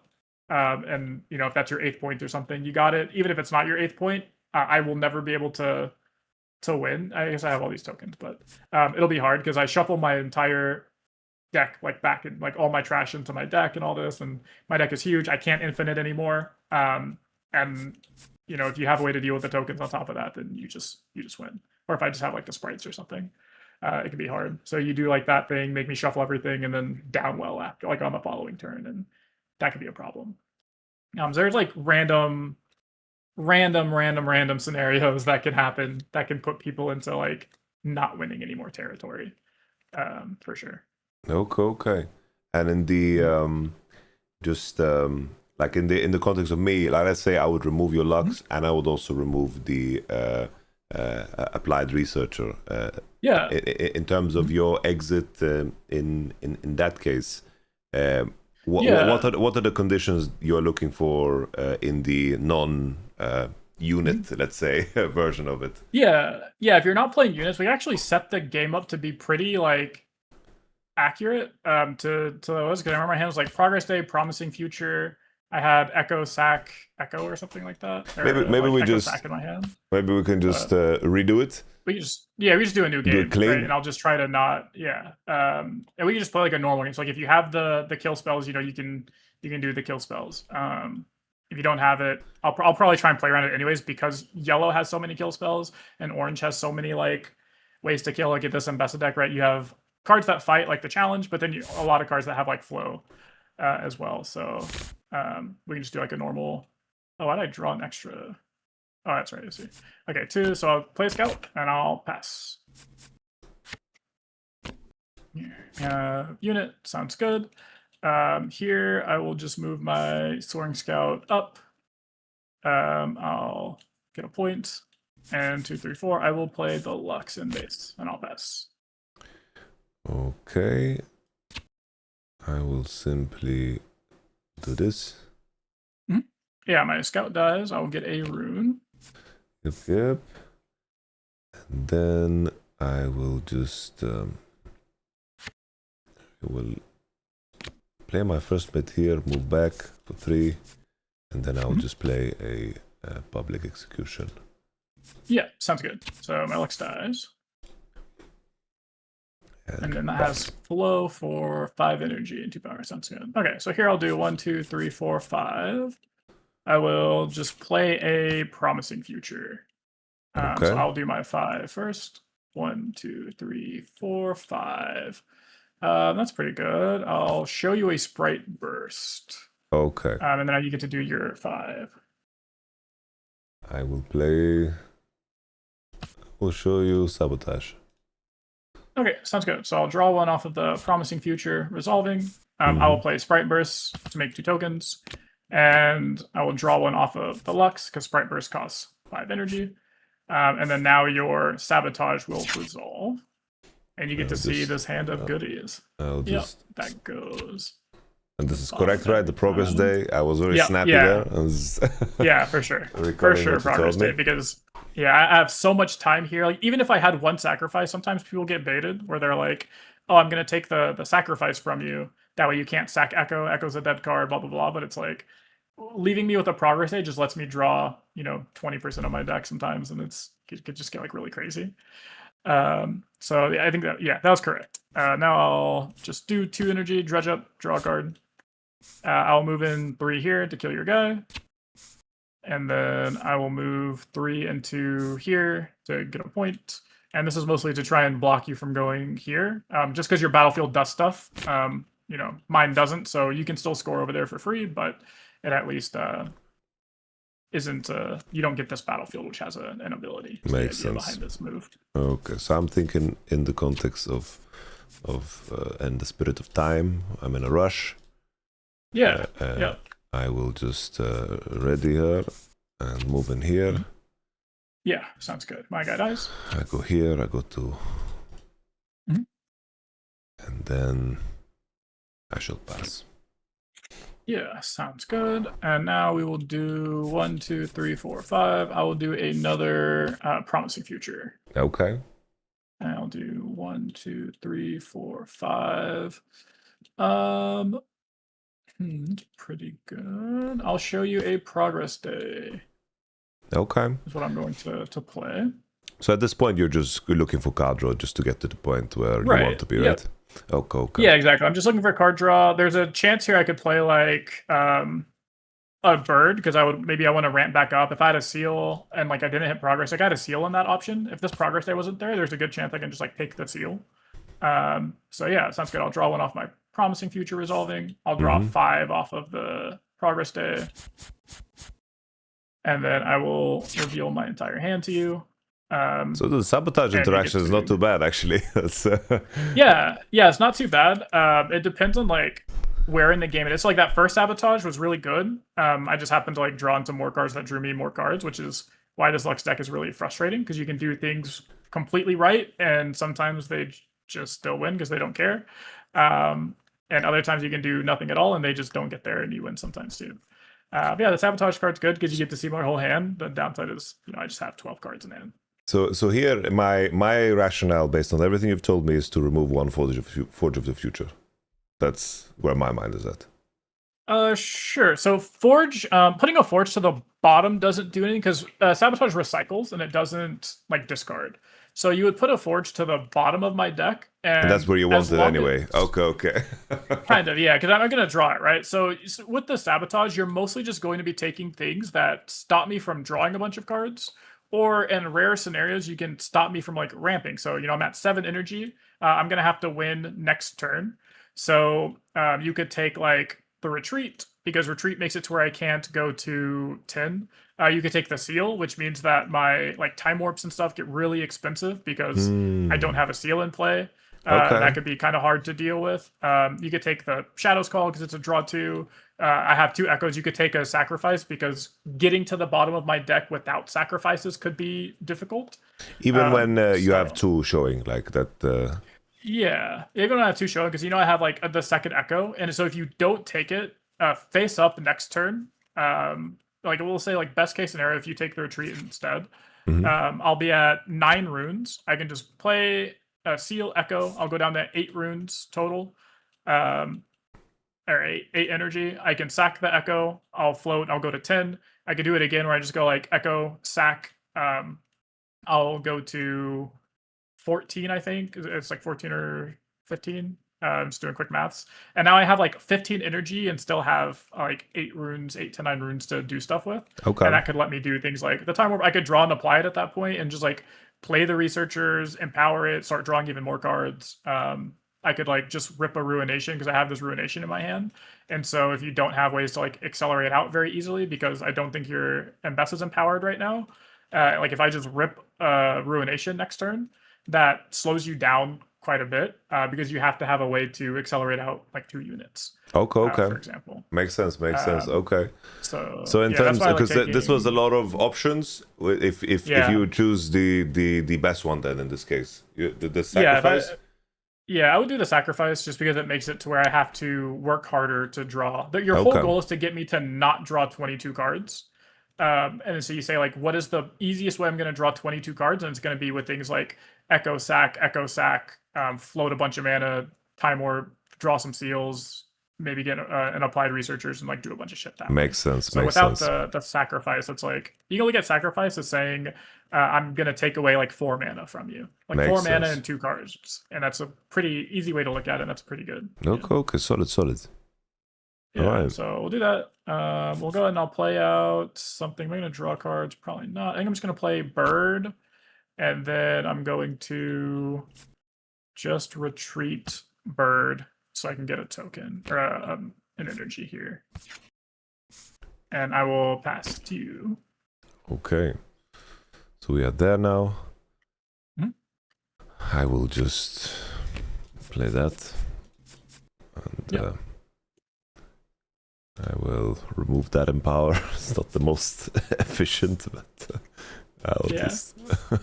yeah, it's pretty sick. It's just free, right? That's the cool thing about Embessa, is that like, because you like empowered something else. Or sometimes if you can empower like if you disempower the legend, which I know you couldn't do this time, but like, Yeah. I think that's so sick with this card. No, I saw like Sam D. Sherman playing more of a token heavy version, but which I haven't tried yet because I'm trying to figure out who's playing what in Ambessa. But to me, Yeah. I'm trying to rationalize if when I think back about the strongest body and order decks, it was always like mid-range strong bodies that would be like punchy, like Set and Fiora. So going in the token direction didn't make too much sense to me. But yeah, Sam D is 10 times, 100 times better than I am. So time will tell. Time will tell. All right, I pass. For sure. Okay, yeah. So I have to win this turn, or I have to make it so you don't win next turn. I'm not aware of accelerate units you could have outside of like the Mbessa legend. I don't know of any ways you could like untap the Mbessa legend. Like there are some accelerate stuff in your colors, but probably not. So what I'm doing now, I'll show you my hand to walk you through my thought process here. Is I could start doing stuff with like Seal and just start with an Echo Sack this turn. Like I can start with an Echo Sack and just see what happens. Just see what I draw. Like maybe I draw into another Seal, a Time Warp, and can like maybe start doing stuff. Maybe I just draw like 2 units and I don't do anything. I know at the very worst, because I have this Ruination, I'm just going to Ruination you. And like I always want to have that as a plan, so I never want to go under 9 energy. So that's my whole game plan now, is figure out like what is the best way for me to either try to win if I can, because that's would be really good, or make sure I don't lose with like the Ruination. So it all starts with playing like Echo. So if I will play Seal, we'll play an Echo. I could Shadow's Call to draw extra cards here, which I'll do. I'll Shadow's Call the Echo to draw 2. Give it temporary. Temporary Echo. And then I will sacrifice the Echo. Yes, and sir. that will let me float 2 energy. 2 Echo goes to the bottom. I will untap all of this stuff. I will get a rune, and I will draw 2 cards. Off of that, now I'm going to reevaluate my hand and say, okay, can I win? So now I have, 11 energy. So I didn't draw another sacrifice. So taking that sacrifice was pretty good. Otherwise, I'd be able to like do all of this again. So I'd be able to have another 5 energy. So I'd have like 16 energy total here and be able to, maybe just win. But I don't have it. So we'll do 1-2 for a bird. Because I'm just going to go ahead and rip this 6, 7, 8, 9. 1, 2, 3. I'm just going to go ahead and Ruination. Okay. And kills my bird, so I'll get a rune back. My bird dies. I realize my mistake now that I should never just play units just to play units. I need to just keep them. Yeah, that's the hard part, because it's like if I kill, like if you didn't play that unit and I just like walked up and killed the Ambassador, or maybe I had like another Sprite's Burst, or I had like a Hidden Blade or something, right? Like just something to kill your unit, which isn't very common, but as an example, and you don't have a unit in base, it's hard for you to like move up and conquer, right? Yeah, so if you held on to that unit here, even is you would like get to play it, but you wouldn't be able to empower Mbessa because you don't have a unit to do the stuff with. Yeah. And then so it'd still be like you're at 6, and then I get a turn, and even then I would like just have to kind of stop you once. But yeah, then here, especially with no anything, I don't know of anything you could have unless you have just like natural accelerate units in deck. But I'll just it's only Rengar that is remotely close to it. So right, yeah, and then it's like with me, I just don't play units, so that also makes it really hard for the Rengar to actually be an accelerate unit. But yeah, we'll play Seal, and because I can't like even without your hand, with you not playing a unit, I just assume it's kind of Jover. So let's do 1, 2, 3, 4, 5, 6, and a Seal. I'll progress A to draw 5. And then here, I don't want to give you any outs. So like I drew a Promising Future, for example. Even if I could play it, I wouldn't. I'm just going to do 1, 2 to play a bird that I drew. And I'll do 1, 2 to play a Forge of the Future, make a token. And then I'll pass, assume that there's not really a way for you to win here unless you have the double accelerate stuff. Then it goes back to me. I have 11 cards in deck and just get to like do a bunch of stuff. Okay, so if let's say I played 2 units in base the previous turn. Okay. How would it play out differently? Sure. Yeah. So I would have been forced to. Yeah. So I would have been forced to try and combo. So we can go through that line. We'll say you just played 2 units and made me made me do stuff, right? So this is in my hand. This is gone. This is in my hand. We'll put back the Promising, Echo, 2, 3, 4, and 5. So here I'm assuming, you know, like, yeah, you have 2 units. I have to win. I'm on 10 energy. I have this Echo. I have other ways to draw stuff. I'm going to start by just doing 1, 2, 3, 4, 5. I have this progress stage in my hand. And I'm going to start with Echo, just because if I don't hit a sacrifice coming up anyways on 10 runes, I'm not going to be able to win. Okay. So I have to start with sacrifice into Shadow's Call. And I basically have 2 more energy to draw cards. So, you know, if I have like double Stupefy, I could draw 2 cards. If I have, the Dredge Up draws me 1 card or something. But we'll do this on Echo. We'll draw 2 cards. We did hit the sacrifice. So lucky us.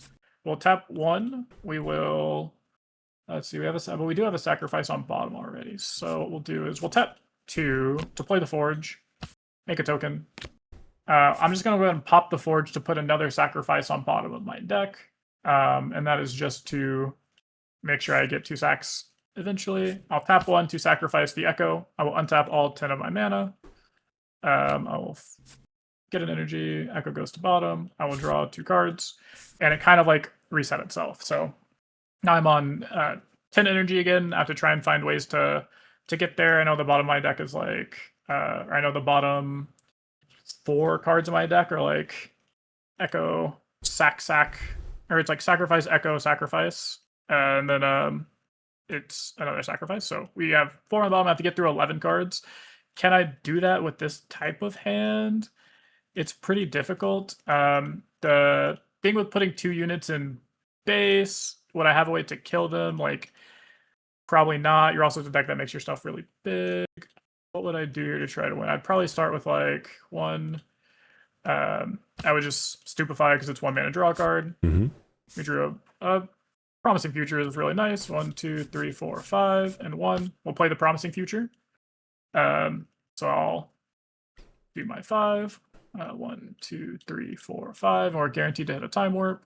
So we will do the Time Warp. You were guaranteed to hit a Time Warp? Yeah, so I know like because I've already played a Promising Futures. It was a very high chance. You mean? No, so I was guaranteed to hit a timer. So like, yeah, so you can kind of track your deck with it. So like, I have a good portion of the deck like memorized. Okay. Forgive me. Yeah, I understand. Okay. Yeah, so especially once you hit like a Time Warp, like or a Promising Future, because it puts cards to the bottom. And randomly, you don't know like the exact order of the next 4 cards, but you know what they are. No. I understand. I thought for some reason that it burned the cards. Okay. No, that makes perfect sense. Okay. All right. Yeah. I don't think there's anything that I can find that would change anything here. So let's just whatever. I'll play a unit. Yeah, sounds good. You can play unit. I'll recycle the 1, 2, 3, 4 for my Time Warp. I'll draw a card off of Lux. Gets removed. And then, for example, like I know in the next like 2 cards I have a seal coming. So that's nice for like the future turns. That also tells me that like I have the next like 4 cards is basically like something seal, something Time Warp, and that not in that order, but 2 of them, like one's a seal, one's a Time Warp. So I know that I'm just gonna be able to sit here and like loop a Time Warp, and then I'll find the sacrifice and Echoes on top of that. So like I know the game is over, but you still play it out because like you don't explain that to your opponent because they'll not really get it. Our farm is now it's over. I'm leaving, bro. Like you're done. I'm packing up.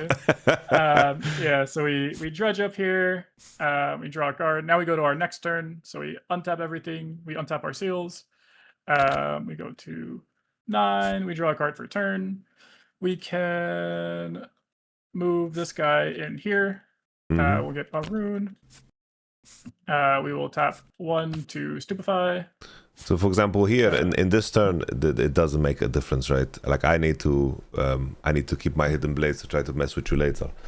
Yeah. Like you would just kind of guess. Like you can Hidden Blade yourself to draw cards, but yeah, I don't think any cards you could draw matters. So your best bet at this point, once the guy starts like comboing off, is to just hope that they mess up. Okay. Yeah, you kind of just have to like hope that they mess up, and they don't get there, basically. And then another thing I do is I'll do 1, 2, 3, 4, 5, 6, 1, 2. So I'm gonna accelerate an Echo. And this is why it's also really hard to stack stuff, because if Echo runs into you, you skip and the it dies, then they sacrifice. don't have to sacrifice, right? Yeah, Yeah, like yeah. they don't have to draw 2.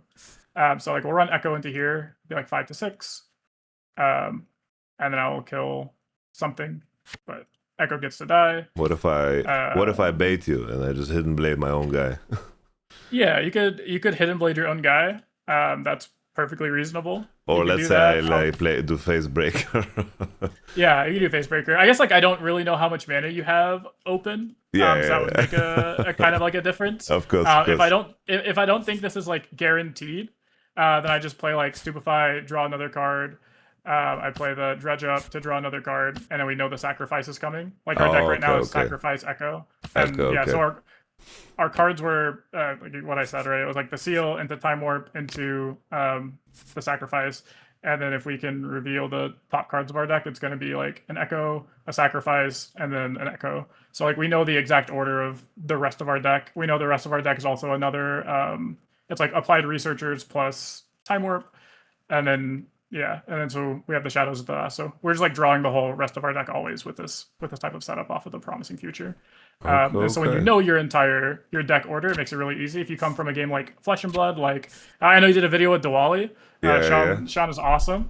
He played this game called Flesh and Blood pretty well. I played a deck in that game that's kind of similar to Lux, where it's a combo deck, Okay. but you memorize the entire order of your deck. So Mm. in order to pay for a card, you would like put them to the bottom of your deck basically. So if you wanted to pay for an Echo, I would put like Time Warp to the bottom of my deck.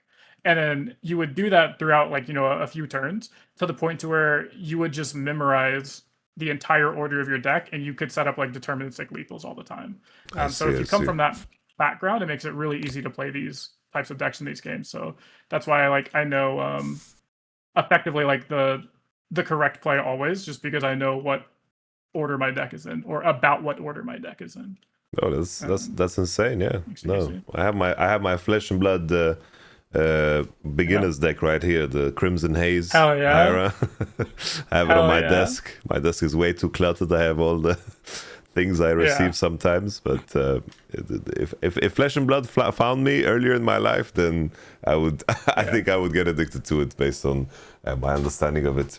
Mo, I wanted to ask you because this is now crystal clear to me. The other variant now, so the one with the we can otters. take a look at that. What are the fundamental differences here? Because there's no researchers. Yeah, so the biggest differences in this deck is kind of it's how it plays around the Promising Future. So you don't have Promising Futures, but this is effectively just the same deck people played last set. It plays like one Promising Future, and he played one Promising Future last set when he top 8'd. And it's kind of just like sometimes you can do it to high roll type shit. It's not that you like it or like think it's very good. Otherwise, you would play more than one. But the difference is here is that it plays more cards that say draw card on them. So things like, the Sumpworks map. So it plays 2 Sumpworks maps. Old set used to play 3, but now we don't need them because we're playing 1 Promising. So that card draws you cards. You put the down stages into your deck, which draws you cards. You have the Otterpuses, which stall the game out a little bit. You basically have a 45% chance to just be playing an Aspirant's Climb game. Which is kind of crazy. Oh, that's because a very nice way of putting it. Yeah, and so that's how I put it when I first saw this card. I was like, oh, this card is like very much worth testing. Is it good? Is it going to be the best? I don't know. Will I personally play Otterpus? I don't know. I'll have to test it more, but like I would almost think that just playing 3 more cards that say draw 1 on it would be better. And that's how you always compare cards in this deck. Is you're saying like just a downstage, just 2 mana draw 1. So instead of playing 2 mana for an Otterpus, would you rather just have a 2 mana draw 1, right? And that's what the argument is against Researchers. Researchers is a 7 mana, try to combo off on the next game or next turn. But what if you just took that 7 mana and you just like played a Progress Day? Or what if you took that 7 mana and in that deck list with all the different cards, you just played like Sumpworks map, and then that's 4. Maybe you play like that and then a downstage. So that's 6 energy right there. Is Sumpworks map, downstage. And that will draw you, assuming your opponent is like holding for 2 or scoring 2, that draws you 5 cards as well. So you can say like, well, what if I just went 5 cards deeper, always guaranteed with no interaction, compared to playing out this applied card and saying, I hope you don't kill it. Mm. Because if you kill it, I time walked myself. Like I time warped myself, where I just skipped my turn 3 basically. If I spend my entire turn 3 playing this card and empowering it, and then it dies, I did nothing on my turn 3. I just skipped my turn. I see. Makes sense. Yeah. Yeah. So would you say so that's the the risk is the reward, Otter? So would you where do you land on both currently with the strength? Yeah, so right now, like if I were to go play in a tournament this weekend, I like if the RQ was this weekend, is how I always try and phrase it. I would play a version of the Applied Researchers for Okay. sure. So I would play the Applied Researchers version, just because that's what I've been playing and it's very powerful. Base removal is like if I'm going to an RQ where it's gonna be like 2,000 people, I'm gonna hit a bunch of random decks for the first few rounds and stuff, and you get a lot of percentages from that. It's just kind of broken, and it will just bail you out of a lot of situations. The bigger question for me would be like, am I playing the Promising Future card? Because that card to me is a really big liability. So because it lets your opponent play a card like in game 1, we saw it lose in the finals of an online tournament that made this deck really popular because the opponent was on a purple deck. They're on Diana. So they played a Promising Future, and the Diana had a battlefield open, and they were at 6 points, and they found a Ride the Wind. So they just Ride the Wind their unit over and scored a point. And because they had second Ride the Wind in their hand, during that showdown, they were able to play the second Ride the Wind, move a different unit from like base up to the other battlefield now. And they were conquering both battlefields on the Luxus player's turn, and they won the game. And then game 3 was the exact same situation where the Lux player was comboing. He had it. He was going to win the game. But because he had to play 2 Promising Futures, the first Promising Future found a Ride the Wind. The guy moved over, scored. The second Promising Future found a Ride the Wind. He moved back over, scored again. And then won the game from there.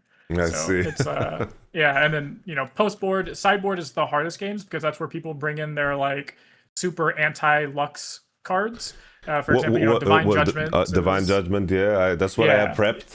that's what I have. Divine Judgment is the best way to beat it, and the most consistent way to beat it is Divine Judgment. I have won through 1 Divine Judgment 1 time exactly ever.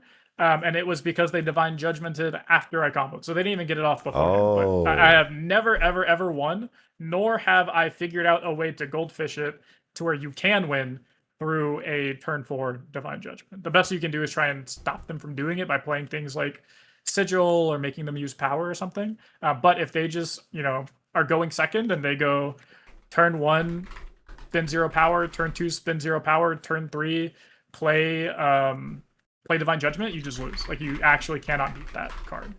Holy. It is pretty messed up. And Invert Timelines is up there, but not quite the same. Yeah, Invert actually does like a lot less. Invert does close to nothing if you can play around it or it's coming, because it's really awkward for them if they timelines you on turn 4. As long as you don't discard like 2 echoes or discard, double sacrifice or something. Like if you don't have a hand that says if it gets discarded you lose the game, you win through timelines like always. I showed it in my video. I pulled a little like screenshot of my testing results that I posted in my team Discord, where I was just like goldfishing for like half an hour because I was like, I want to see how bad this is if they remove your researchers. So when you say goldfishing, sorry, yeah. Goldfishing means that like you just play by yourself. So it'd be like okay. If you just draw cards and play cards, right? So it'd be like, that's how I practice. So I only have like I'd say 50 at most. At most I have 50 games on this deck total. Which isn't a lot when you think about like mastering a deck.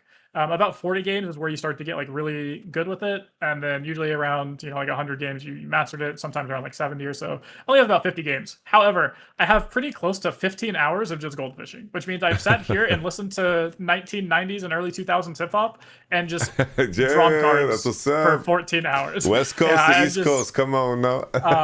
West Coast for sure. Ooh, West Coast for sure. I'm with you. Yeah, and I sat there for close to 15 hours drawing cards by myself in a room with my lights off. Nice. So that is looping with Lux and listening to some G-Funk. I like it. Yes, literally that's how you practice this deck. So what I did to play around cards, and that's how we learn if we can beat cards or how we beat cards, stuff like that, is you don't play games. Playing games with this deck is useless. It's like very useless because it just wastes a lot of time. because anything you could do. So, for example, you're in Besta deck, right? We never have to actually play a game. I can just play on my side, like the Lux side, and I will tell you if you won the game or not. And it takes me all of like 5 minutes, maybe 10 minutes at most, but close to like 5 minutes of me playing a game out and just telling you if you won or lost. And I will give you like I can show you an example of this in the game of what it looks like. Is I'll like goldfish something. Is I'll pretend that my opponent doesn't have a thing. I'll just do like my mulligan. This hand's pretty niche. And so what I do is I just go like, okay, I'll say I'm goldfishing going second this game. So I'm going to assume that the Ambessa deck played a 2-drop, because if you don't, you lose the game instantly. So I'm just going to assume they do. I'll, stupefy, draw a card. Okay, I don't have anything. So then I'll click the pass button. And here I'll just say like, okay, they're at 1 point because they moved up. They played a unit. We'll say at best they played a unit. You can't get a second point because I have Monument. So even if you could usually accelerate up, because it's game 1, you can't. So I'll say they developed a unit in base because that's what's best for them. I'll even say like, because I drew this progress day, I'll give them the benefit of the doubt and say like they sabotaged me here on turn 2, which is like something that you probably shouldn't do. But because it's really good for you right now, I'm just going to let you do it. So I'll say, okay, they sabotaged me. They put my progress state to the bottom. So now it's my turn. I'll pass to myself. I'll go to 5 runes. I'll say, okay, sounds good. I'm just going to play Lux. So I play Lux, and I say you killed it on your turn somehow. Like, so you went from 1 to 3. I don't usually keep track of points because I just know going second I have to win by turn 6. So I'll say this is turn 3. So turn 3, you killed my Lux somehow. Sounds good. I'll go to my next turn. So this is my turn 3. I'll do 1, 2, 3, 4, 5, 6, 7. I'll play Applied Researchers. I'll empower it. So now it's your turn 4. And we'll say you killed it again. You had like another fight spell or something. So it died. So now I've faced like a pretty horrible scenario, right? Where like you sabotaged me and got a progress day on turn 2. You killed my Lux turn 2. You killed my Researchers turn 3. It's about to be turn 4.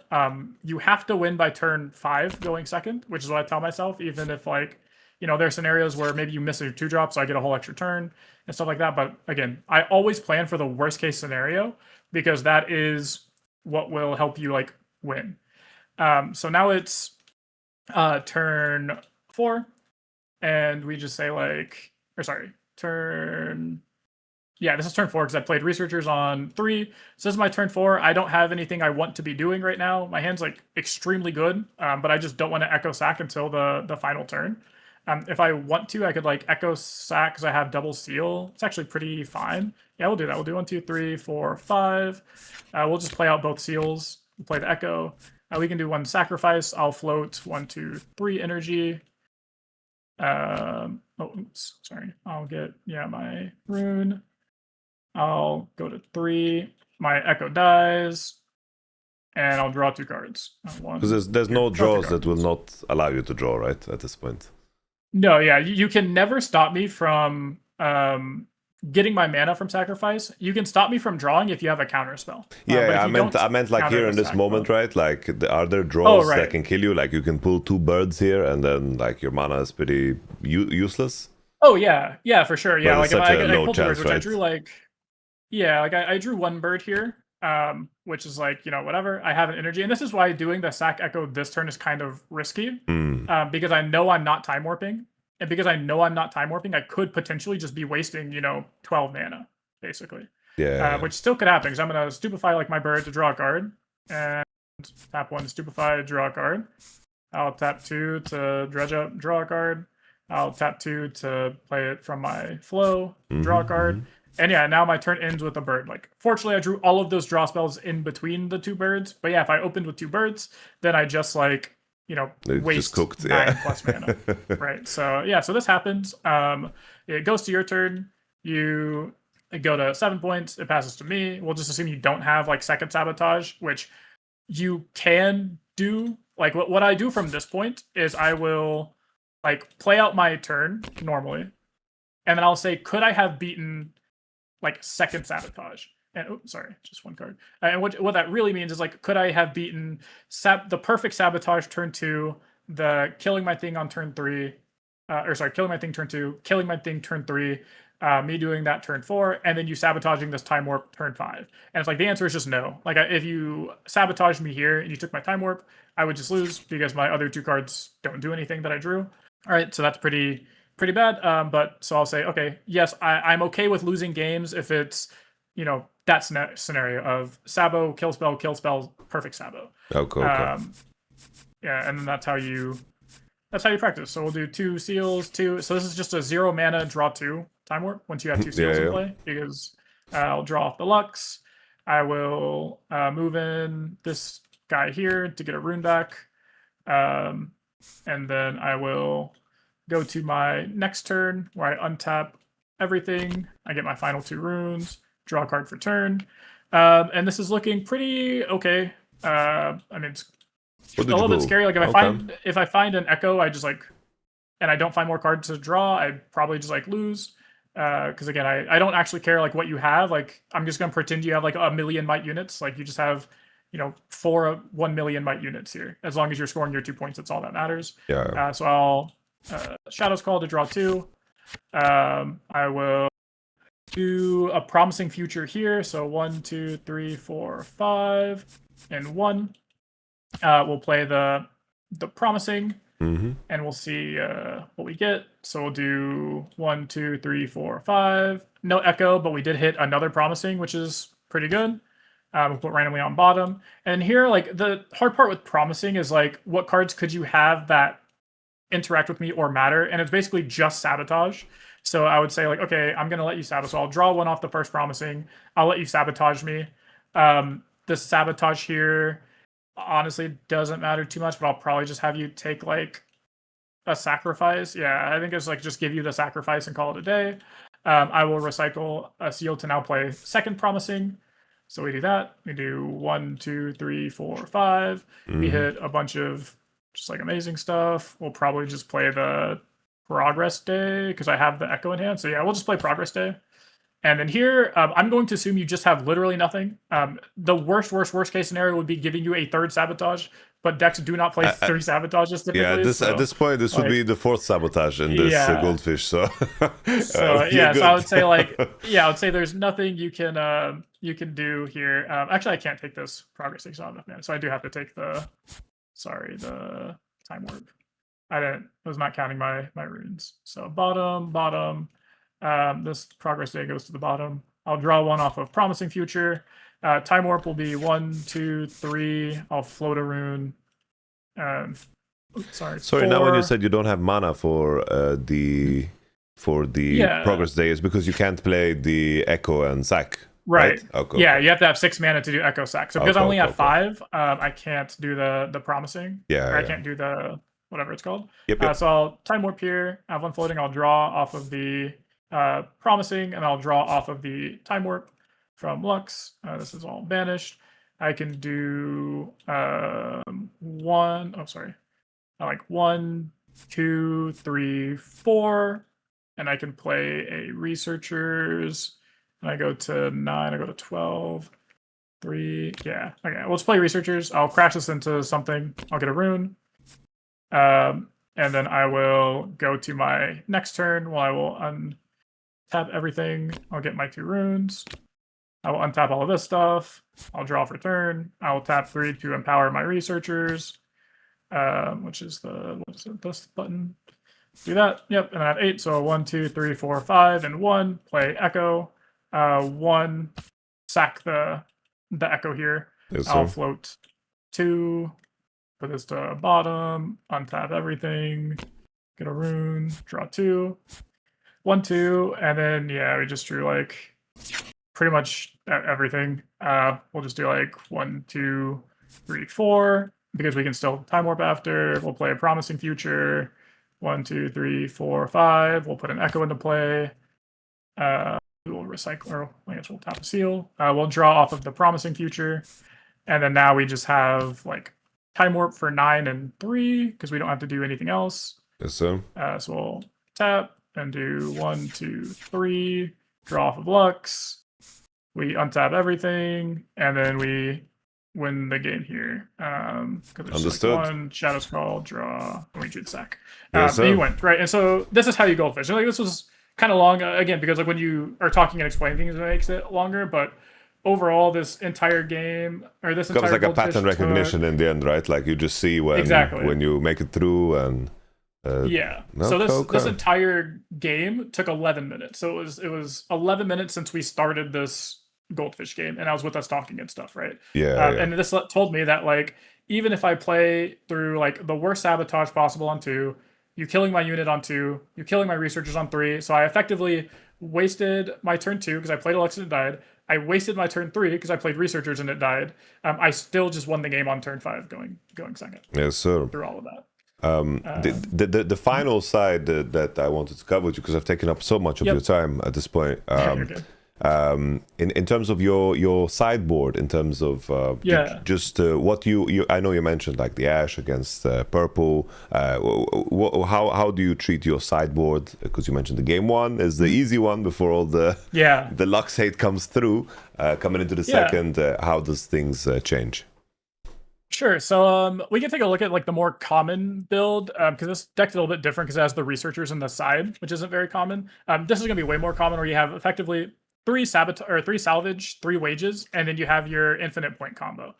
So the easiest thing is your infinite point combo. That's your Fiora, Renata, the Call to Glory or something. Rally the troops. Rally, yeah. Rally the troops. So this only comes in when you have no time to play the last game.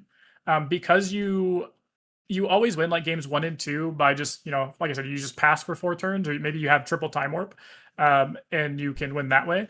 When you have no time left to play, let's say you have, 15 minutes to play out the last game, you can't actually do that game plan because of how turns work, right? So what'll happen is even if if it's turn 5 and your opponent's at 7 points and you win infinite. So let's say you win infinite, you board wiped them, you made infinite tokens, you did all your shit, but time is called on you right there.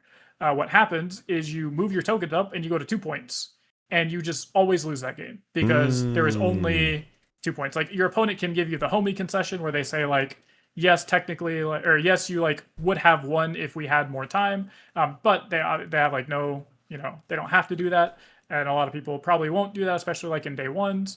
Yes, I've learned so. You don't win. So that's why you bring in the Renata stuff. So that way you can say like, even if have 5 minutes left in our game, if it's the final turn and it's turn 5, even if we're in extra turns, you can just play the Renata, play the Fiora, and you win on that turn. You don't have to do time warp stuff. You don't have to do like passing stuff. You just do that. You can just do the infinite point combo. So that's when those 3 come in. The other cards are the 3 salvages. Personally, I only ever bring these in against green decks because Helm exists. And Helm, you can actually still just beat. Like, you still just beat Helm. Sometimes if you have a Researchers and you get to untap with Researchers, because Researchers cancels out the Helm, and at that point you're just playing a normal combo game like you would be without the Researchers. I guess green as well as only the charms, right? As background access. So green. Right, yeah, green doesn't have a lot of kill spells. You think like Aurelia, like what does Aurelia have, right? It's like just charm, green, right? purple. Yeah, green, purple just has like charm, maybe a bounce, but that's not a kill. You think about Yi, where it's green, orange, and it's like they have challenges, I guess. But those are typically does he play not Rampage now? I don't remember. Yeah, they'll play like a Rampage basically. They play like 1 in the main and like 1 in the side, and they might play 2 in their deck list at most. But yeah, so you just salvage away the Helm, call it a day. And the last 3 cards are your wages. So a lot of the times these are going to be for matchups where like Researchers is too slow, either Researchers or Promising Futures, because you don't have time. So against like Rek'Sai, for example, you can't really take time to just take turn 2 off, play your Lux because it dies to Cole, and then you play your your Researchers on 3, it dies to Cole, or a Falling Star or something, because they're seeing 1,000,000 cards by turn 3, and now you're going to lose because you don't have the time to kill all your stuff, and that's a deck that does force you to win a turn early because all their accelerate. So you bring in wages because it buys you a turn and gets you a gold, which is really nice. That's also really good into things like Diana potentially, where like they're just going to play like a bunch of Moonfalls and Starcross and not let you ever resolve this Researchers card. So if that's the case, then you can just like take out the Researchers, put in the wages. Or against Promising Future is a big thing I like to take out post board, because that's when people start bringing in like the Divine Judgments, for example. So against Mbessa, you don't have a lot of card draw, so you might not see your Divine Judgment in the first 4 turns. Hmm. But if I give you, 5 more looks at it, yeah, you might find Divine Judgment in the middle of the game, and now I'm dead. Or if I play a second one, I now dug you 10 more cards deeper, and you're for sure going to find a Divine Judgment, right? And I just lose the game. So again, certain colors, you might take out the promisings and bring in the wages, because what that lets you do is say, like, if you move a unit up from turn 1, you played a 2-drop, turn 2, you move it up, and I Wages of Pain, your unit dies. That buys me an entire turn and made me a gold token, which is just like massive. Because now you have to play a unit on turn 2. You're not going to be at max points because you're going to go to 1 point on turn 3.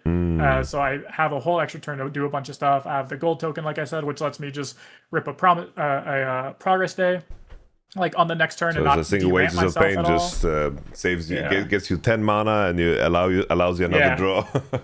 Exactly. It like guarantees you get to 10 or 12 mana, and it buys you another draw. So it's kind of like a 3 energy time warp.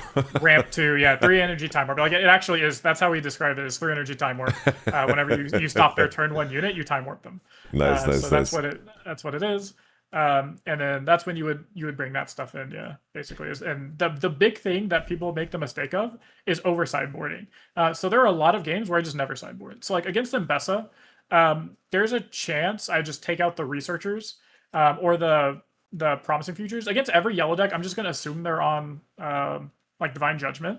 So I'm just going to take out the 3 promising futures and put in my 3 Wages of Pain and just like play on my researchers, hope they can get there. I'm not going to play promising into a yellow deck to give them more draws. And then if my wages and my researchers and all that go off, like I can just win. If I don't draw researchers, I can still just kind of win, and I'll be happy about that. And in terms of so we talked about cards like anything that can manipulate scoring seems to be very good, right? Scoring on a turn. You mentioned Ride the Wind, Baron Nashor is one, right? People play with the Harrowing, and people can score 3 on same. I don't know how much people are playing Yasuo with the moves. Any of those like extra like Nasus could be one, I guess, with the Empower Conquer if you play that. Sure. And beyond that, does trash manipulation matter at all? Like, or it doesn't matter at all? Like if someone manipulates your trash. Yeah, it depends on what they're doing. If the answer is like Forge of the Future, probably not. That's what Rek'Sai's and stuff used to do last set, because you weren't good enough to draw your whole deck. But now with researchers, and especially with like promising futures, sometimes you do just kind of draw your entire deck very easily. So recycling 4 cards back doesn't do the most.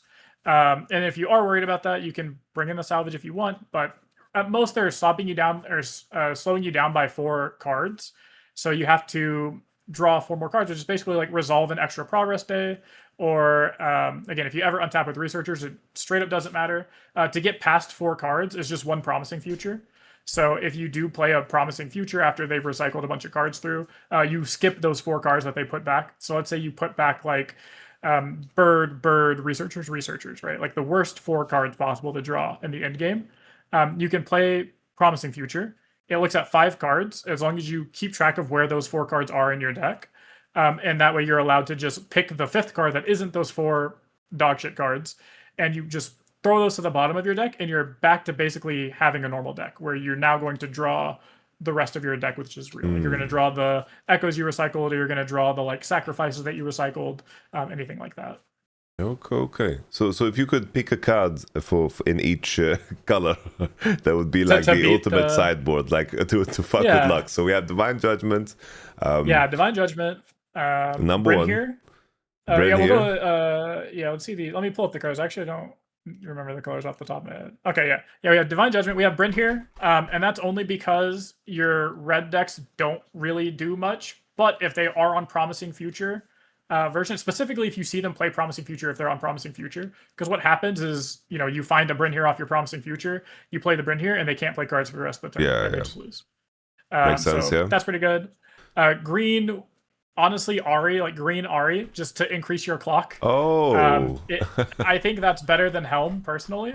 Okay. Because they just can't stop this Ahri. Sideboard this one in for a little cheeky Azir deck here.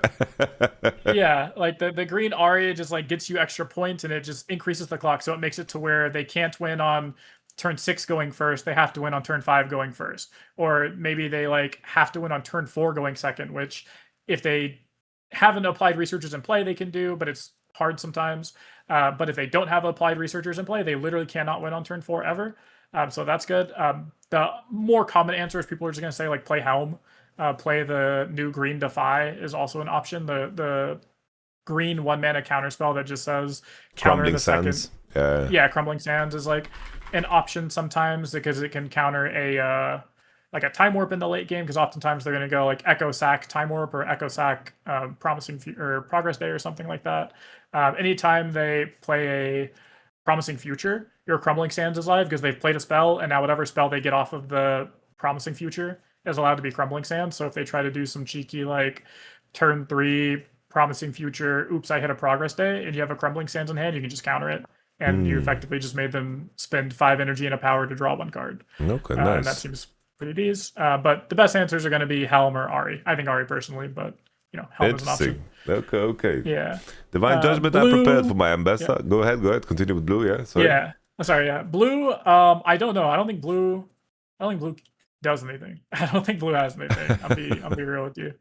Because most of the time with all the like meta decks, any blue deck, it's like the other half of the deck that's actually interacting with you. I don't know. Yeah, I don't truly know what in blue could matter. Would promising future from the other player that would just help you, right? Like there's that would just help me win. I guess Time Warp is the one, blue, right? Yeah, Time Warp would be to give them the extra turn. So it increases your clock. Obviously, Time Warp is just a card that you can't really play in most decks because it's so expensive and power hungry.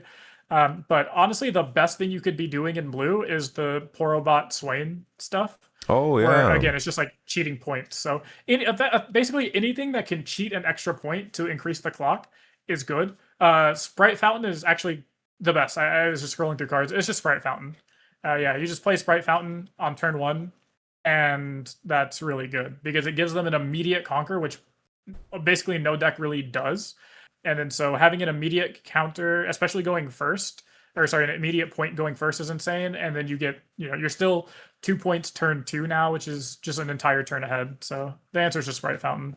That's an illegal card to play into Lux. It's too good. Okay. Orange truly does not have anything. It's just Sabotage. It's like maybe the new Sabotage because it can put an Echo to the bottom. Is pretty good. But outside of that, orange just like actually has absolutely zero counterplay into this Lux combo deck. They just don't play cards. So you just love to play into like Rengar. Like Rengar is your favorite matchup. So Rengar is. It's really funny that you said that. If you would have said any other, if you would have said any other red-orange deck, I would have agreed with you. Rengar is your worst matchup. Oh damn! Because Thrill of the Hunt, because Brynhir, Thrill of the Hunt. Yeah, so Thrill of the Hunt, because all you do is play spells and give your opponent reaction windows, they just play Thrill of the Hunt on like turn 2, turn 3, right? They just go like turn 1, I played a 2-drop. Turn 2, they just say, I'm going to play another 2-drop and then move my unit up. If you do literally anything that gives me an action window, I can Thrill the Hunt the unit I just played in base up to the other battlefield. And I am just like up a point now. They also play like Brynhirs or have the option to play Brynhir. So they can play a Brynhir just normally. And then you don't even have to play Promising Future into them. They can just wait for you to try to combo and they signature spell Brynhir. If they draw a single Thrill of the Hunt, I don't think you can beat Rengar. That matchup is truly nice. Truly horrible. No, I just mentioned the Rengar, not because that is really funny. Because that was the only red orange I could think of that is relevant to in the recent IQs. It's a good one. Yeah, for sure. Exactly. It's like Volibear gets smoked. Volibear gets smoked. Lucian is not fast enough. Even with the combo that Lucian can do of like Trinity Force and stuff, it's just not really fast enough a lot of the time. And then it just loses to salvage anyways. And then I don't even know what the other red-orange champions are. I'm not going to lie to you, but they're not good. They're not good enough to remember, so they probably can't interact with you. I'm scrolling through. I think that those are the only ones. Yeah. Oh, there's Renekton, I guess. Yeah, the new Renekton guy. Which I tried to make know. Renekton work, and I want my time back. I should have been goldfishing with Lux. Should have been goldfishing Lux, bro. Should have been doing it.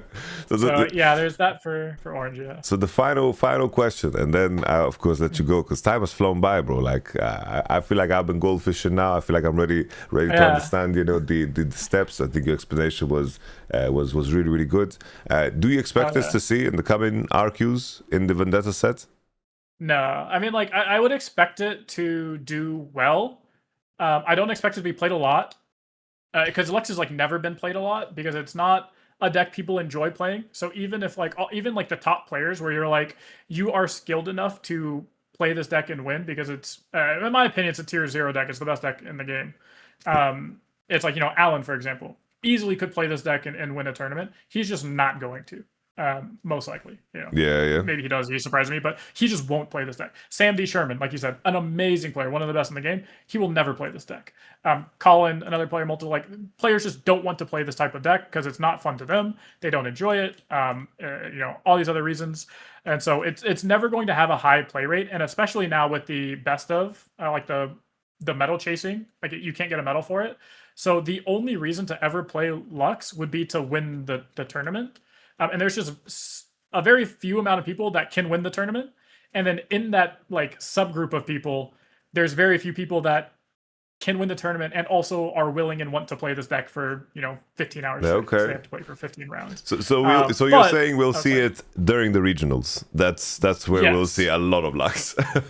Yeah, you'll see it during regionals because people are going to want the $200,000 Lux card. Yeah. And I will say you'll see some amount of it. If I had to guess, if I had to put a number on it to clip farm, I'd say you'll probably see somewhere between like 24 to 32 Luxes. If I had to give a hard number, I'd say probably like 27. I'd say like 27 Luxes is what I'd expect at Barcelona.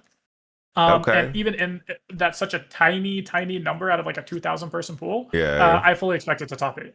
I fully expect Lux to top 8. Damn. One of the 27 decks.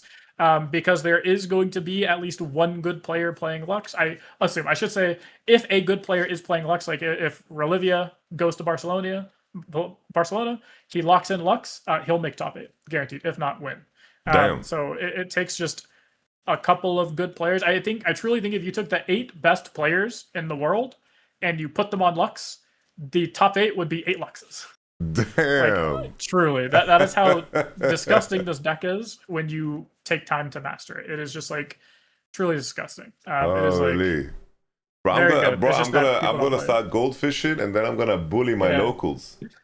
Yeah. That's what you do. That's what I do. I don't take it to the like Nexus nights, but I'm doing a YouTube video coming out of or a series of like playing every skirmish this month because it's the last month of skirmishes, last month to get buys and all that stuff, right? So I'm gonna turn it into like a little mini doc, and I plan to just play Lux, and I'm just gonna show up to every tournament with Lux and like be the bad guy basically. Nice, I love it.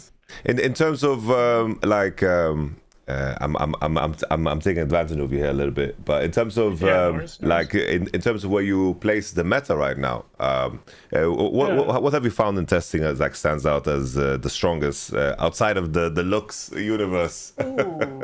Yeah, like my tier list right now, like I recorded a tier list video the other day. I haven't posted it, but what I have the TLDR is like Lux is in its own tier, and then right under Lux is called like best decks that aren't Lux if you're not going to play Lux, and it's Yi and Diana.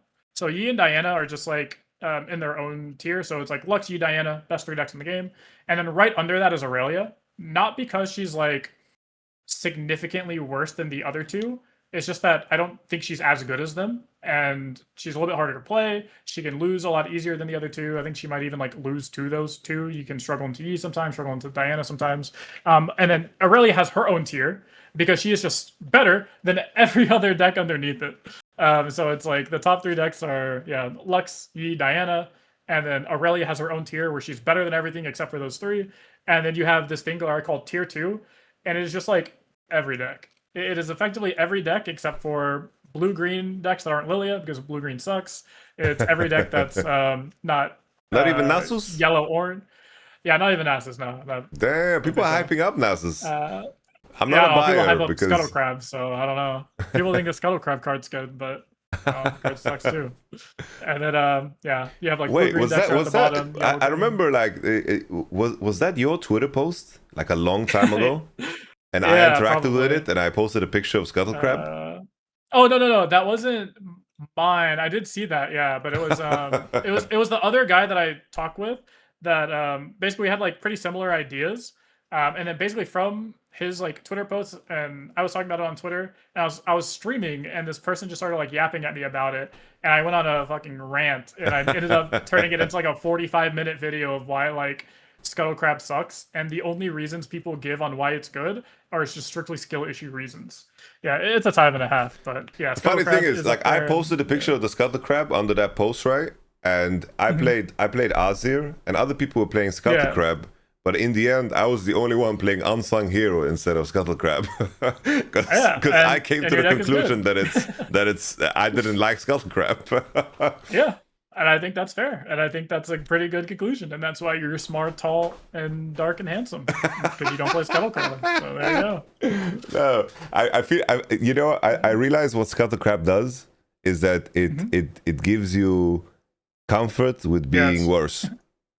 Yes, it is literally a crutch. It's the same with like decks that used to main deck Bryn here when we didn't need to, but Scuttle Crab is the only very small tangent. I'm not going to go over the whole thing, but right, it's like the two things people say is it replaces itself, which is good because you want card draw, and then it like gives you hand knowledge. You don't need hand knowledge if you are good at the game because you either know what you're playing around or you just like know what their hand is. One of the two, or you know you can't beat stuff, so you have to like pray anyways. Like those are the three scenarios you're in as a good player. Two, it replacing itself is extremely fake because you are sacrificing a lot of tempo by playing a zero might unit that gets ran over. You're giving up a battlefield for free. You're letting them score for free. And you're going to have to use an extra card now to reconquer. So the card that you drew is immediately going to have to be put back into play to reconquer that battlefield. So it did not even draw you like a real card. Like card draw is only good if you get like to use that card in a meaningful way. Using the card to immediately reconquer because you just gave up a point for free is not a good way to use. It's like that's not good card draw. No, I think it's valid. I think it makes sense. You mentioned something there because something I'm also curious. I'm stun locking here. I'm very sorry. We already did the shout outs. Dude, I told you before, like I don't know if you had that part, but I told you I could sit here and like the reason I don't stream is because it's a time sink, and I told you this at the start was that I can sit here and just talk to people about card games, especially ones that I play like Riftbound, literally all day. I could sit here for 8 hours. Aren't you then the perfect streamer then? Yeah. Just turn on the stream and talk about Riftbound. No, but that's the issue is that like I would not want to leave. Like I would just sit there and talk for like 10 hours straight, and I'd look down and I'd be like, damn, I haven't eaten in like 8 hours.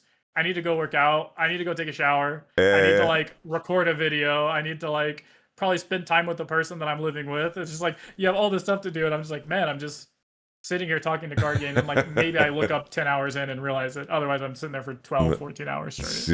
Okay. No, it was just something that you spawned a question in me. In terms of like, because you mentioned there, like, if we played 3 turns, right, and you play against any deck that is a meta deck that you would be aware of, sure, how accurately could you assess based on what I've played what my hand would be at that point? And based over this question, I guess the lines of thinking in terms of assessing that information, what is it that you process between the turns? Okay, yeah, I can try and condense the answer a bit. Personally, really good odds, and I know this because I've done this on stream, and I had to do this specifically because people were commenting on my Scuttle Crab video and calling bullshit on my hand reading abilities. They were saying like, yeah, bro, if you're that good, then like do it. Like play 3 turns or whatever. Oh, like, my boy Mo will 2027, baby. I did. Come on now. I literally did. I was like, okay, bet. And I was on stream and I said, okay, we played. I think it was like I was 4 turns in against the Diana, and I called what their hand was. And we played out the game, and I asked them. I was like, hey, can you like show me your hand basically. Or I think I had a sabotage actually, and so I just like waited to sabotage until that turn, and I was like, okay, this is like what I think their hand is, and I was right. I was like one card off because the way I look at hands, I don't say like they have a 5 card hand. Their 5 cards are play Starcross. Like I say like out of this 5 cards, their hand is going to be like a thing that kills a thing, a Starcross or a Fizz to bounce by unit, a card that probably doesn't matter like a unit, or it's like 1 to 2 cards that probably don't matter. And the reason you can come to like those conclusions based on how the other game stuff, I can go into that in a minute. But I did that for 3 games straight, and I was correct every time. The only game that you could say I wasn't correct in was the game where I said I don't know what their hand is. I just know it's dog shit because they like didn't do anything that mattered. And they continued to not do anything that mattered. And I said, okay, I don't know exactly what their hand is, but I can tell you that none of the cards in it matter and their hand is bad. And I saw their hand and it was just like cards that didn't matter. It was like a spell they couldn't play. It was like 2 units that didn't matter. And then something that like interacted with one of my units, or it was like a charm, or I had like a camel in play and it was like a targeting spell or something.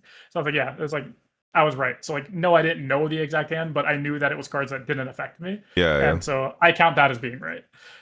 So I would say I'm pretty good at that because that is something that I practiced a lot growing up when I started card games, because I thought it was cool.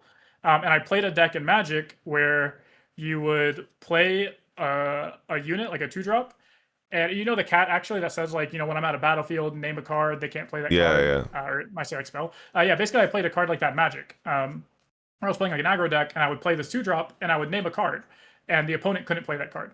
The reason it was good wasn't because like every deck was the same. So it was like, oh, I'm playing against Mbessa, so I will name whatever your kill spell is, right? Or I'll name like your Mbessa champion. It would be like I would know what their hand is because of my hand reading skills, and I would just guess a card that's in their hand that wouldn't be a normal guess. And so no one would ever play around it or be prepared for it, because they would say like, oh, I'm playing Mbessa, and they always name, perfect Punch execution first or whatever. punch first, right? Yeah. So it's like, oh, I'm playing against Master Yi, and they always name punch first. So it's like, I'm not going to value this punch first, but I'm going to sit here with like Alpha Strike in my hand and wait for them to do some dumb shit. And then I would be like, okay, I'm just going to name Alpha Strike. And then now you sit there and you're like, your whole plan is to set up for this Alpha Strike turn, and now you can't do it. Right, or I'll name like Onslaught or something, and it's stuff like that that made like a massive difference. And so in LOR, that's what one of my most viewed videos was teaching people how to hand read, and what it goes off of is a lot of like how the games interact early. So like you said, the first 3 turns matter a lot. Sometimes you can tell based off of the cards that they play. So for example, if I have a Lux in play, if I have a Lux and I'm playing against a Rek'Sai, and they don't want me to untap with Lux, right? So on their turn 2, they Falling Star it. What does that tell you immediately that they don't have in their hand? It's like, if you want to, you can guess. If they play very few kill spells. They only play 2 kill spells. I don't know how familiar you are with Rek'Sai, but they basically play Hidden Blade and Call the Weak. Yeah, and they play. And so if Lux is in base, the only spells that can kill it is like Call the Weak and Falling Star. Yes. If they play Falling Star on the Lux, what does that tell you? If they play Falling Star on the Lux, that they don't have a Call the Weak. Right, they don't have Call the Weak. So you use stuff like that, where it's like they use a card that's like maybe less optimal than another option. So that tells you like what they have, or it can tell you at least like an idea of what they have most of the time. Assuming they are playing correctly and playing like well, you should know what they don't have in their hand. And that's how you get to figuring out what they do have in their hand. Is a lot of times it's not that they did something that told me for sure they have this one card, as much as it is they told me they didn't have these other cards. And so I will say like the only way you win, or the only card I care about, is a like punch first. So because of the way you word, like maybe you left 1 mana open the entire game, maybe you didn't on some turns. I'm not going to use that as a way to necessarily say you have a punch first, but I'm just going to say that you have to have punch first, because if you don't, I'm going to win. So I'm going to pretend you have punch first. I'm going to play around it. And this is also why Scuttlecrab giving you vision just doesn't matter, because you know what you need to play around, and you will just play around those cards based on how much mana they have up, what they've played the first few turns of the game, so you know an idea of what they have. Like if it's a Diana deck and they're sitting there with 3 mana up the entire game, and you're playing Ambessa, like you're gonna play around Starcross or Rebuke, like right, like one of those two. There is just like no world in which they sit there with 3 mana open the whole time and aren't waiting for you to try and kill Hui with your signature spell or kill Hui with a challenge or a rampage or something, right? So that's all they're waiting for, is they're holding that 3 mana up and you can play around it. Did you need Scuttlecrab to tell you that your Diana opponent has a Starcrossed in their hand because they held 3 mana open for 2 turns straight? It's like, no, you didn't. You just have to be good enough to recognize patterns. Like, that's all card games. Card games is like 80% pattern recognition and 20% playing 10 hours a day to get that pattern recognition. Okay. And in terms of like the most, because this is something that comes up many times, right? Like how important the first 3 turns are in terms of like, I gotta say, making your practice as efficient as possible. Do you think that the 3 turns are the most significant, or is it? Do you think it's crucial to play out games all the way to the end, or is it pointless to? No, I never. I get actively upset with my teammates when they try to play games out at the play a game out that is like basically over or should be over, and I get even more upset when they play the game out. The person that shouldn't have won did win, either because of like a mistake from the other side, or they drew, like like they drew the 2% out, the 5% out, and it's like, I don't care. like I don't care that you drew this 5% out. I care that you wasted an extra like 10 minutes when we all knew the only way you win is to draw like a 5% next turn into a 5% the next turn into a 5% the next turn. And it's like, you hit your like 1.5% out. No one cares. Like, do it in a tournament. Sounds good. No one cares here. Like, we're not playing these games to win. We're playing these games to like learn how the matchups go, learn the important turns. So most of the time in most matchups, the first, I'd say probably 4 turns are the only things that like really matter. There are some matchups where there are like key turns. So a lot of these are going to be slower, grindier decks. So like a Kinnan is, for example. So a lot of times when you're playing against Kinnan or with Kinnan, the first 3 to 4 turns can kind of tell you how the game goes. But a lot of times you can be playing a game where like nothing happens for 3 to 4 turns. You kind of just like, maybe you get a couple points with a ride the win, but effectively all you're doing is drawing 20 cards and recycling or burning, another 10 cards, and you're going to play 3 Razas, play a shovel or something, like maybe find a Baron. But like the game doesn't actually start until you start interacting with each other. So that's where sometimes like you want to play a longer game out, and I'm not saying like never play games out, but a lot of times you can tell how a game is going, or at least like supposed to go under normal variants. By like turn 3 or turn 4. I actually put a tweet out like that, and again, some people got like really upset and they were saying like, that's just not true. You're making this up to sound like whatever, blah blah blah. And then I was just like, Alan and Sam did a not a podcast, but they did like an interview with somebody. I apologize, I don't remember who it was or like what the interview was, but they basically said similar things. Like Alan said the exact same thing, and this was before I even knew he said it, but he was like, basically by turn 4, assuming both players play perfectly, he knows like who's going to win or not, or who is supposed to win or not.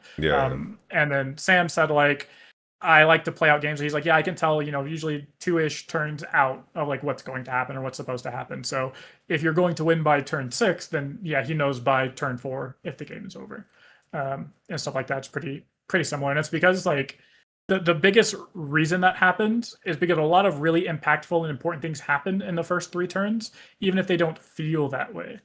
So the biggest example I give is when people play like Into Lux Infinite, right? And the biggest complaint is they say like, oh my God, they didn't do anything for 5 turns, and then I lost the game and they didn't interact with me at all. This game sucks, GG. The answer is you like probably lost that game on turn 2 or turn 3. Like there's a good chance that they just played like a progress day turn 3. You didn't have a hard bargain for it and you lost on the spot. So it's like, does that make them feel better? No, because they still lost to the infinite deck. Okay, let's switch it to a deck that people like playing into or people think is good. So you play into a Kaisa, right? You play in a Kaisa. You play your 2-drop on turn 1. They play their 2-drop and have 1 mana open because they're going second. You walk your 2-drop in. They hex tech ray. You lost the game. Like there is some stuff that matters in probably like that turn and maybe the next turn that will truly define if you lost or not. But assuming both players have like good hands, there is a good chance you just lost the game on turn 2 to a 1 mana hex tech ray. The thing is like it doesn't feel like you lost the game, right? Because it's like, oh, all I did was lose my 2-drop. All I did was miss 1 point. It's only turn 2. How bad could this board state be?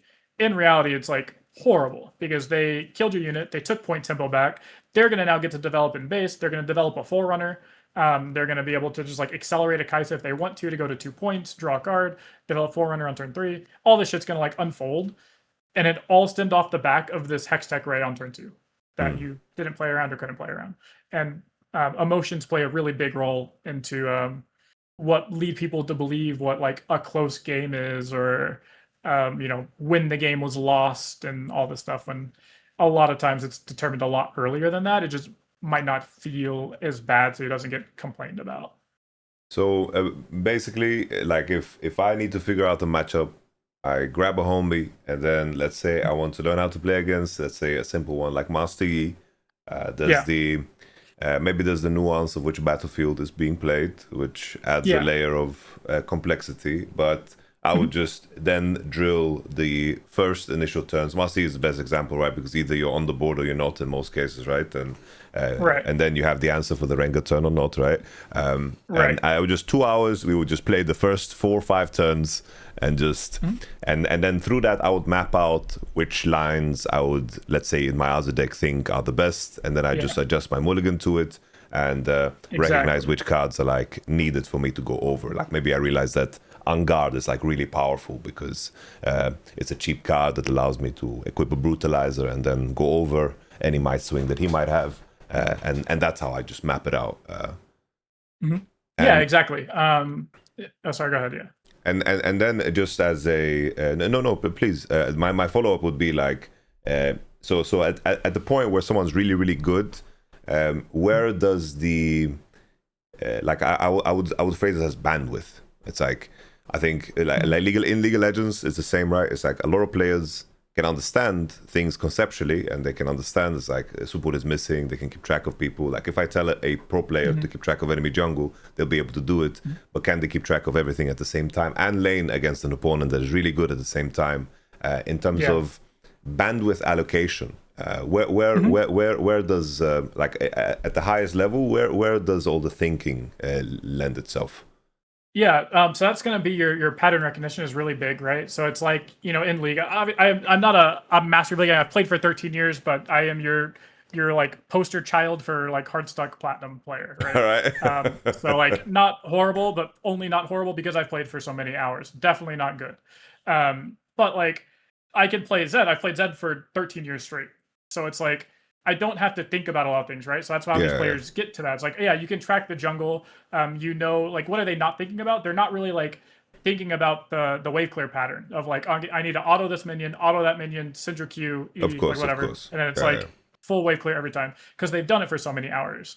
And that's kind of how this goes with pattern recognition. It's like you go, okay, I don't need to sit there and actively think about like, do I have lethal with doing this? Or is this a good line? Is this a good hold? This is something that happens in my coaching sessions a lot, where we'll be talking about something or people will watch me play, and I'll come to the conclusion of a play like instantly. I'll come to a conclusion like really, really quickly. And they'll say, wow, you saw that really fast. Like, how did you do that? Are you keeping track of like all of this stuff, etc.? And it's like, well, I've just been in this spot a lot. So because I've been in the spot, especially with like ride the wind lines is the most common thing that's happening right now, is it's like I can kind of like look at a spot and then just like guess if you have lethal or not. And be like, I'm pretty confident you don't, or I'll say, maybe it's like 50-50, or I'm pretty sure you do, or you should, or you might. And then that's like within looking at it for a second, maybe two at most.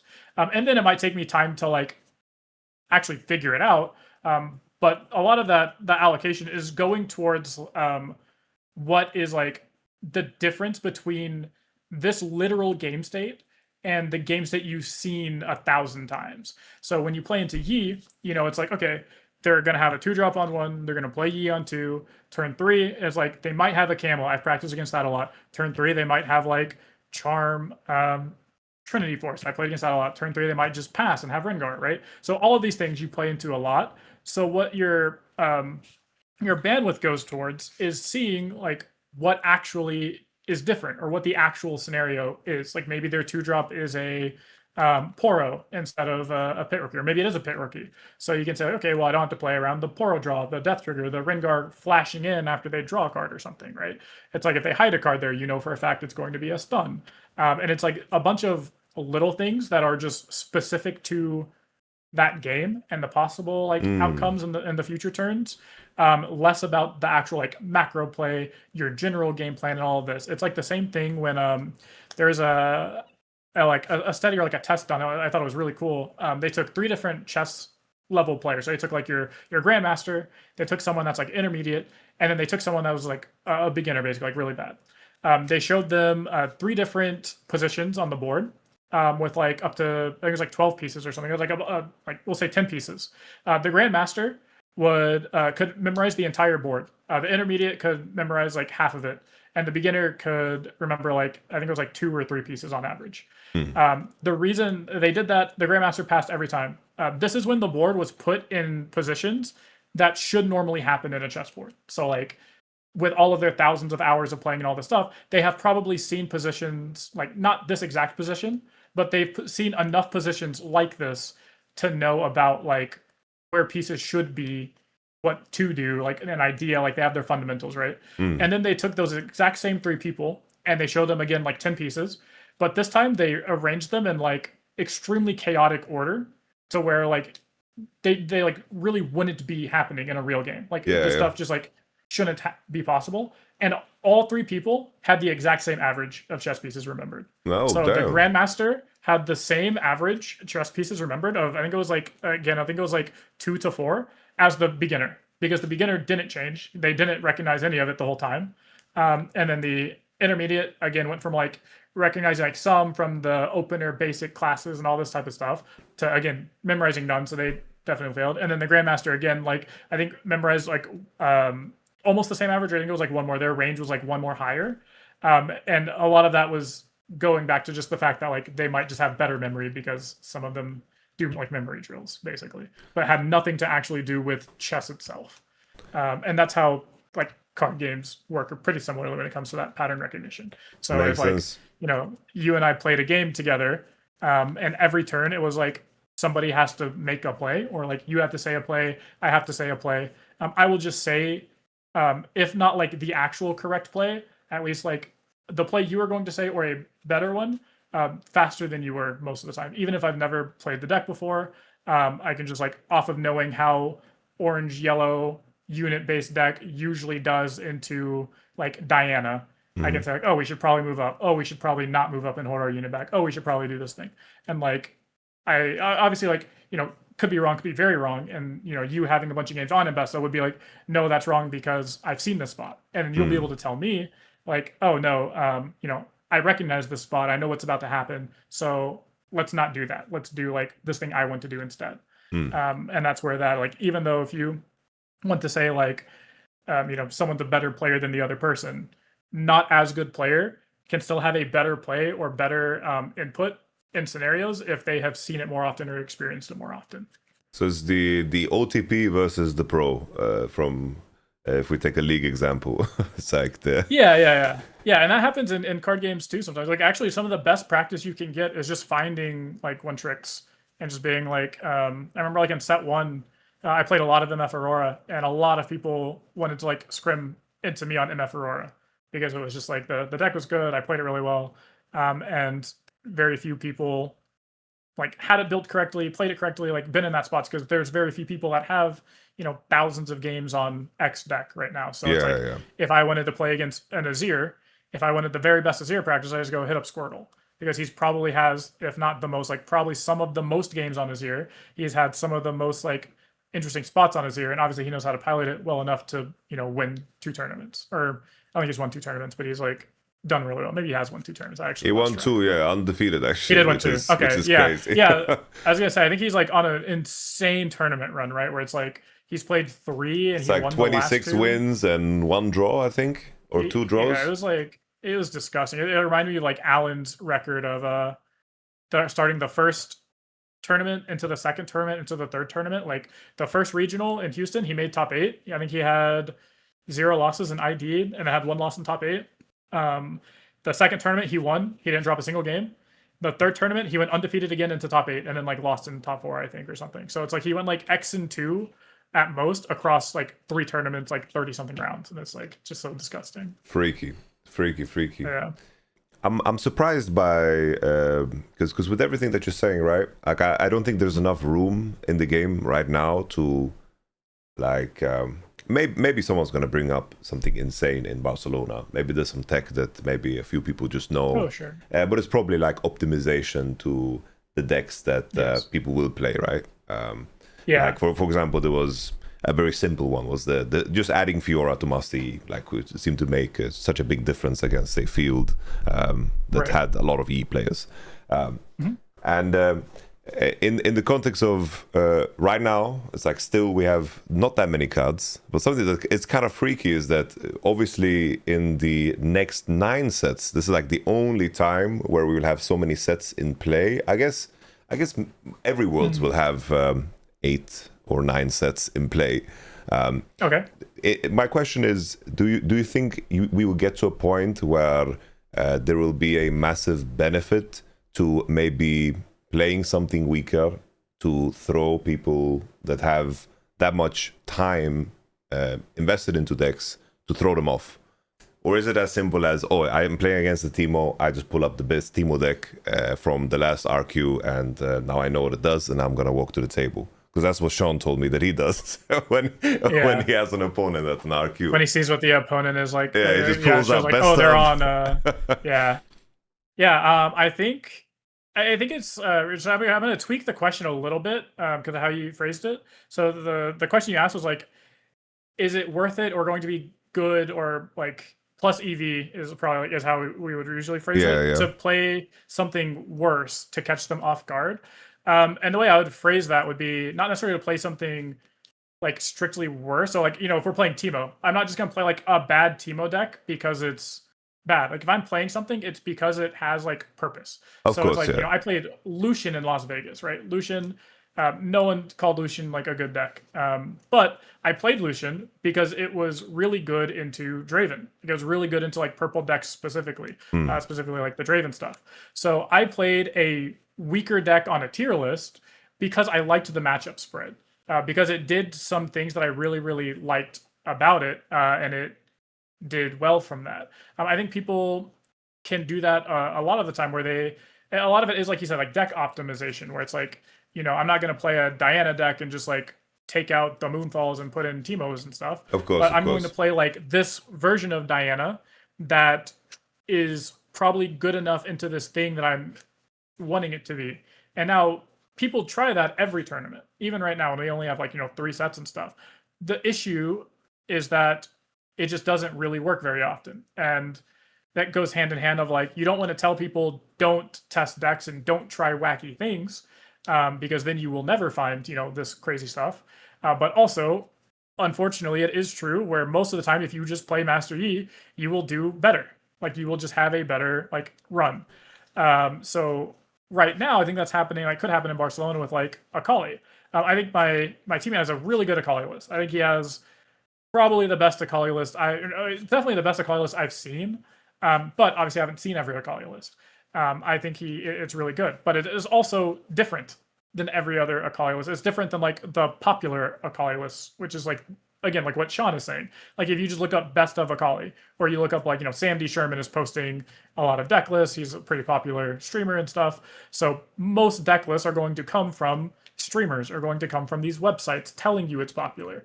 And if you just look at that and compare it to like my teammates list, it is pretty different, like very different. And I think it's better. And something like that is going to show up to Barcelona and potentially just like gap people, not necessarily because he, significantly outplays every single person he plays against, but people will not have the reps on Akali or against Akali, or if they have reps against Akali, they might not have it against like this specific Akali list, and they won't have it against like. I guess an example would be the Ezreal that Alan played, right? Like he brought out the Vex as his secret tech, and that threw a lot of people off, I imagine. I wasn't super into Riftbound at the time, but just based on like how the story kind of played out and how the landscape kind of changed after the fact, I can imagine that was his edge, because obviously that was revealed then. Yep. I guess the tricky thing, like right, that, is that it's so tough, right? Because you need to optimize against the whole field, because like what a good deck is very different from, like, let's say, in other games, like if I compare it to League, it's like, sure, I can find counter picks that my advantage would be that I'm more practice on it against someone that would expect like something that is meta, but it would only be used in that specific scenario. While maybe you bring a deck, and you mentioned like the top tier list, like let's say someone just designed a deck to just fuck up Lux players. It's like, like which you can do. You definitely can do that. You can easily do that, but it's like that's gonna probably bankrupt you, going into an RQ, because of the matchup spread, right? Exactly.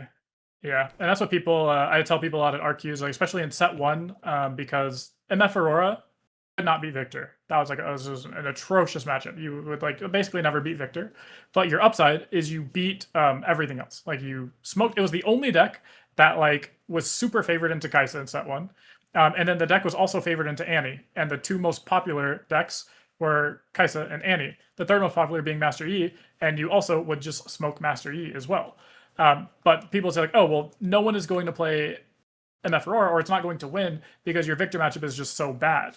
And Victor was really popular. It was like, always like top 4 most popular decks at every major. But Victor sucked.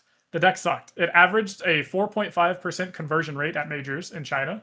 And I would tell people, because of this, just go 3-0. Just get your bye from a skirmish, win your next 2 rounds, and you won't see Victor. And that's how you counter the stuff like that, right? It's like you're saying, it's not just you can pick the counter pick to beat the one champion in lane. You have to beat a bunch of stuff. So when people like build this Rek'Sai list that plays triple Brynir, triple Divine Judgment, whatever else, I can't even think of anything else, but like whatever else, right? To beat you, I'd say that sounds good. Unfortunately for them, unless they hit me in exactly round 1, or they win and hit me in exactly round 2, I'm going to be 2-0 or 3-0, and I will never see them because they will immediately go into the 1-1 bracket or the O2 bracket, and I will just never see them. And I don't care that you built this like super anti-Lux cringe list, because it is not good. And that's how I feel about a lot of stuff. That's also why I think Lux is so good, because when people say things like, oh, well, I play Divine Judgments, or I play this, like even in Ambessa, you're like, oh, I play 2 Divine Judgments. That's fine, because your deck doesn't draw cards. So even though you play 2 Divine Judgments, I know the exact % chance you have of just like finding a Divine Judgment by turn 4, right? So it's like if you full mull, you have like 45% chance to have it in your opener, and then you have like another 15%. So you have somewhere around like 65% chance to like have it by turn 4. So 65% of the time, and it's actually lower than that because you're only on 2. I'm saying if you play 3 of it, there is 65% of the time you will have it on turn 4. And the other 35% of the time, you are just going to lose because you don't have ways to interact with Lux. And that's giving you way better math than what you actually have. And that's also assuming you can play the card on turn 4. And like you didn't have to recycle runes to Sigil. You didn't have to recycle runes to Ambessa. You didn't have to recycle runes to Conquer. You didn't have to recycle runes to challenge my stuff or to play your, Cold Weeks or whatever. This is just like giving you best case scenario. You only have it 65% of the time. And outside of that, you are just going to lose, even if you try to tech for the Lux and stuff. Yeah. No, that makes sense. It's interesting how a deck strength, I think, like the reason I thought, obviously I don't have a TCG background, but the big reason I thought that E should be banned was because for me, coming from a League background, in terms of how the matchup spread looked, and just at the percentage win ratio, on top of the fact that it had such an insanely high play rate, for me, I would define that as just broken. Because in my mind, I would imagine like if Lux was very popular, it would become so much worse instantly. Yes. But in terms of the decisions that you could make in terms of improving your deck against Yi, there was some things that you could do for sure. But just when I see it being the most played deck and having such a high success rate, that to me was just the definition of broken. With what I'm saying is this line of logic doesn't make sense in the context of TCGs too? Oh, sorry. Go ahead. Yep. No. That was pretty much my question. Oh, okay. Yeah. It kind of does. The ultimate thing does have to be like performance though. So for example, like you like Victor is like the best example for why your logic doesn't necessarily work. At least why half of it doesn't work. The other half that you hit of like its stats are good. Is like different. We can talk about that in a minute. But Victor was in China when the game first came out. I clocked Victor being, I called it a fraud deck because I said it sucked. I said this deck just sucks. If you know how to play into Victor, you will never lose to it, especially if you're on like a good deck, right? But in China, the very first regional, Victor was the most played deck in the entire tournament. Most played deck. It sucked. It had one person make top 8 on the most played deck. That is the only time that Victor top 8'd in a major until like 2 majors ago, basically. Yeah. EU. So it went like 6 or 7 months or something like that without seeing a top cut, it being one of the most played decks in Riftbound history, because the deck is just bad. So the deck is extremely overplayed. It was overrepresented. It was highly represented. It was like the most played deck, and then it dropped to being the second most played deck, and it dropped to being like the third most played deck, but it was still up there. It has more games on it than a lot of decks in all of Riftbound. But because it didn't do well, like you don't ban it. So with Master Yi, it was played a lot. Its win rate stats are very good. Like when you look at the overall win rate stats, which I assume is what you're talking about, right? Where you look at it and you say, like, oh, it was like the matchup overall, matrix and the matchup matrix just crossing into top 64s and just the fact that it has such a high play rate and people are aware of it coming as well, which I think is a crucial detail too, right? Yeah, so when you look at all of that stuff, the issue with card games is stats are severely misleading sometimes. The issue is you can't prove all the time when they're very misleading. And because a single person or even team cannot get enough stats on their own, you will never be able to beat the overall stats as far as like credibility wise. Mm-hmm. So when you look at Master Yi and you say like, oh, it has a 55% win rate overall, that is very good in card games. That is like borderline broken, right? In any like online card game, they would nerf it immediately. If it's sitting around 55% with that high. In League of Legends too, any champion instantly headshot. Yeah, 55% is crazy. And then you look at the top 64 rate. So like you said, it's like top 64. I don't know what the rate is, but I know it's like I know it's really good.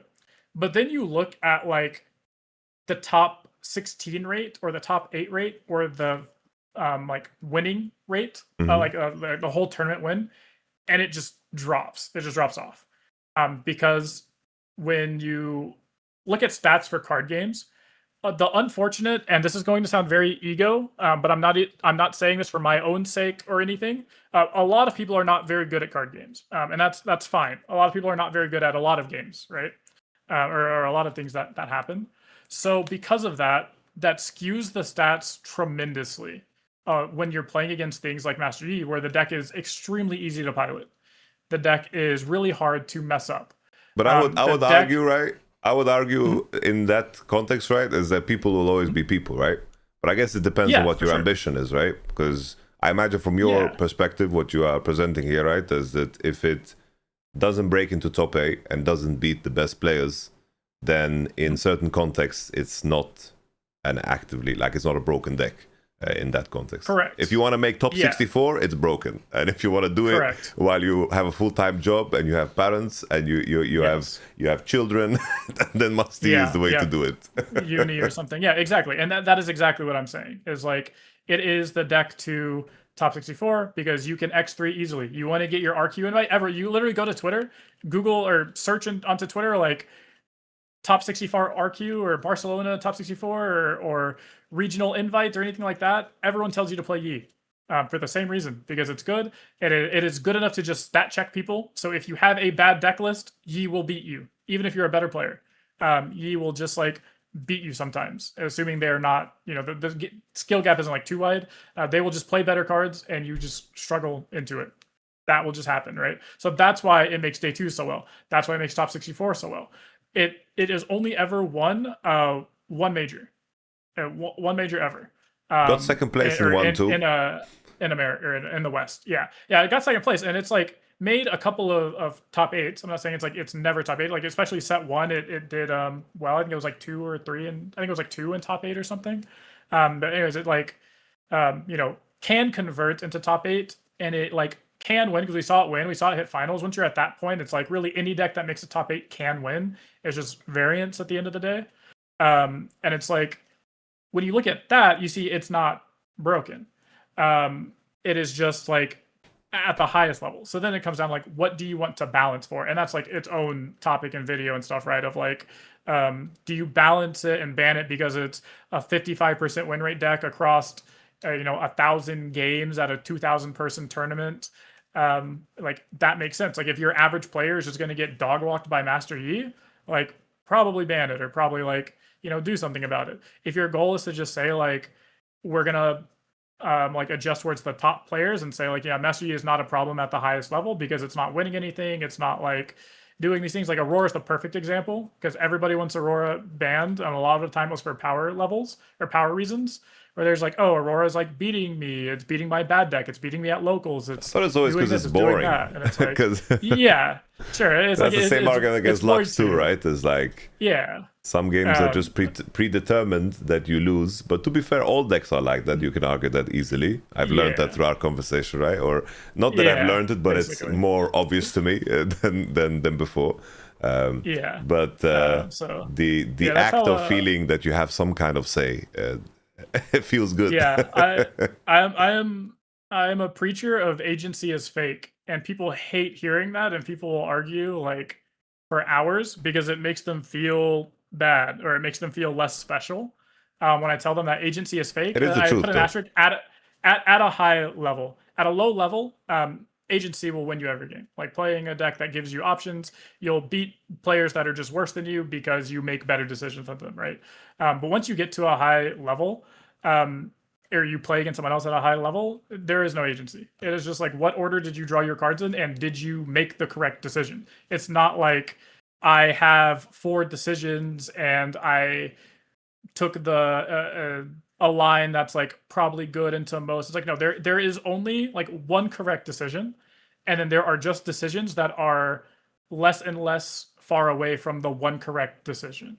And it's like, maybe you can't know what the one correct decision is, but that doesn't mean that there's not only one correct decision. It just means you don't have the information to know what it is, not that it doesn't exist. And people hate that because they're just like, I'm going to play my blue purple deck and I'm going to show up and I'm going to skill gap everybody and I'm going to draw 20 cards and I'm going to find this cool line. And I'm going to feel really, I call it mentally jerking themselves off because they have like 20 cards in their hand and they're like, oh, I feel good because I found the line of play these 2 cards out of my 20 card hands. Like, oh, look at how many options I had, but I found the good line and I did the good thing and I'm so smart. And it's like, no, you only had one good line and all you did was give yourself 18 other options that could have fucked you.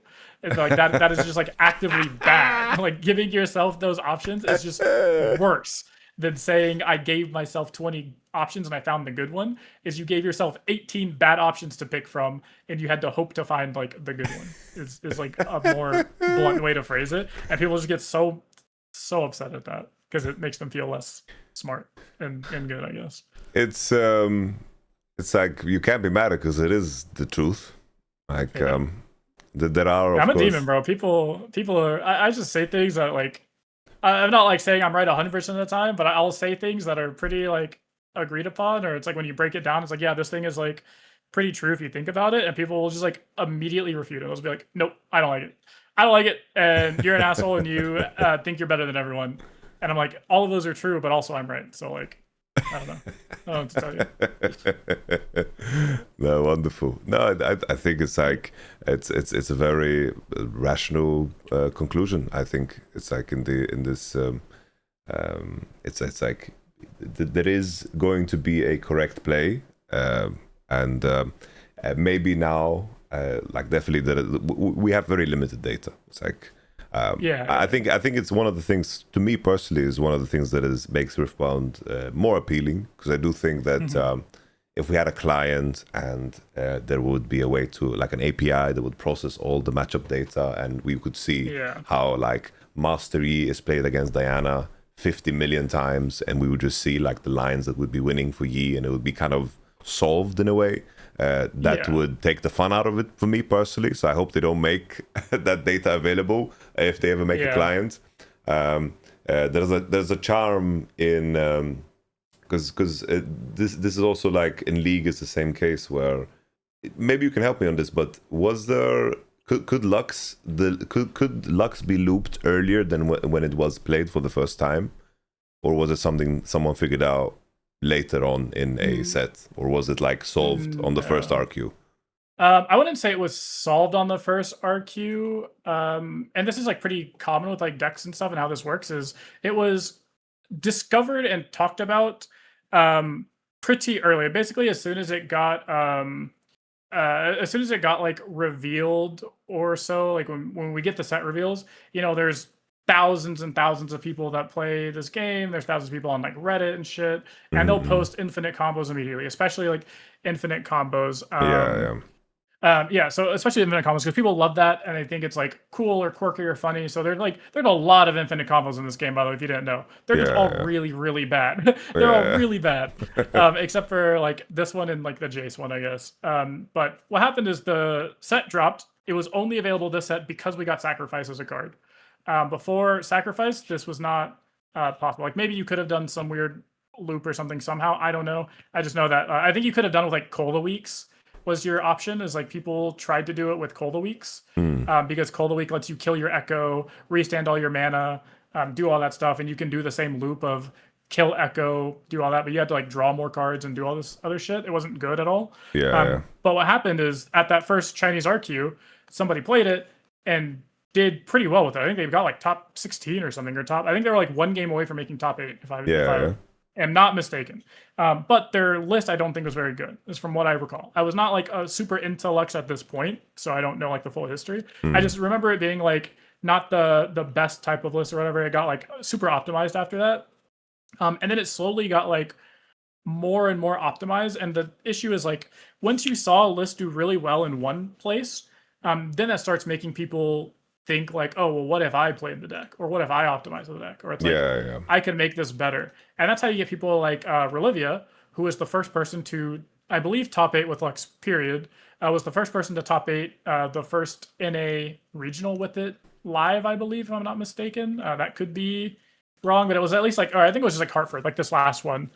They played it. They played the Lux. They had it refined. They played it well. They just like kind of stomped Swiss stage and all that. And that's how it gets like evolved, is people see a list and they say like, oh, this might have legs, so I'm going to try it. And enough people will try it and try to like refine it to where it will end up being good and get to this point of Lux. And even like this point of Lux, like where it is now, it's still like not really refined. Like this list that we have, that's the stock list of the triple researchers, triple promising future. We only have this list because somebody happened to play it in an online tournament and get second place with it. Probably should have won the tournament, but lower variance. But it's like there's so many questions of like, is, like, for example, is researchers even needed? It's like, do you even need to play this card? Do you even need to play Promising Futures? Is Promising Futures more hurt than good? It's like, yes, when nobody is expecting you to play Researchers and Promising Futures, the deck is gas and you'll win 100% of your games. Like the guy 2-0'd every single match until the finals where he lost in game 3. But once people start playing into it and playing around it, like you said, when it gets more popular, it gets a lot worse. And so it goes in these cycles of like, Aurora is a perfect example against that too, where it popped off really early. I mean, because it popped off really early, it was dog shit for the entire rest of the set, because everyone was just ready for it. And that's kind of what happens with these types of decks. People start optimizing them early and just kind of hope it goes well. It is funny how there is so much crossover between what's bad, because like I was playing Azir and I hated that Aurora was popular, even though Azir was a very strong deck too, so that was probably a reason why people had gear hate in general. So there was a lot of Zonia Hourglasses and boots and fucking GAs anyway, so maybe it's just cope.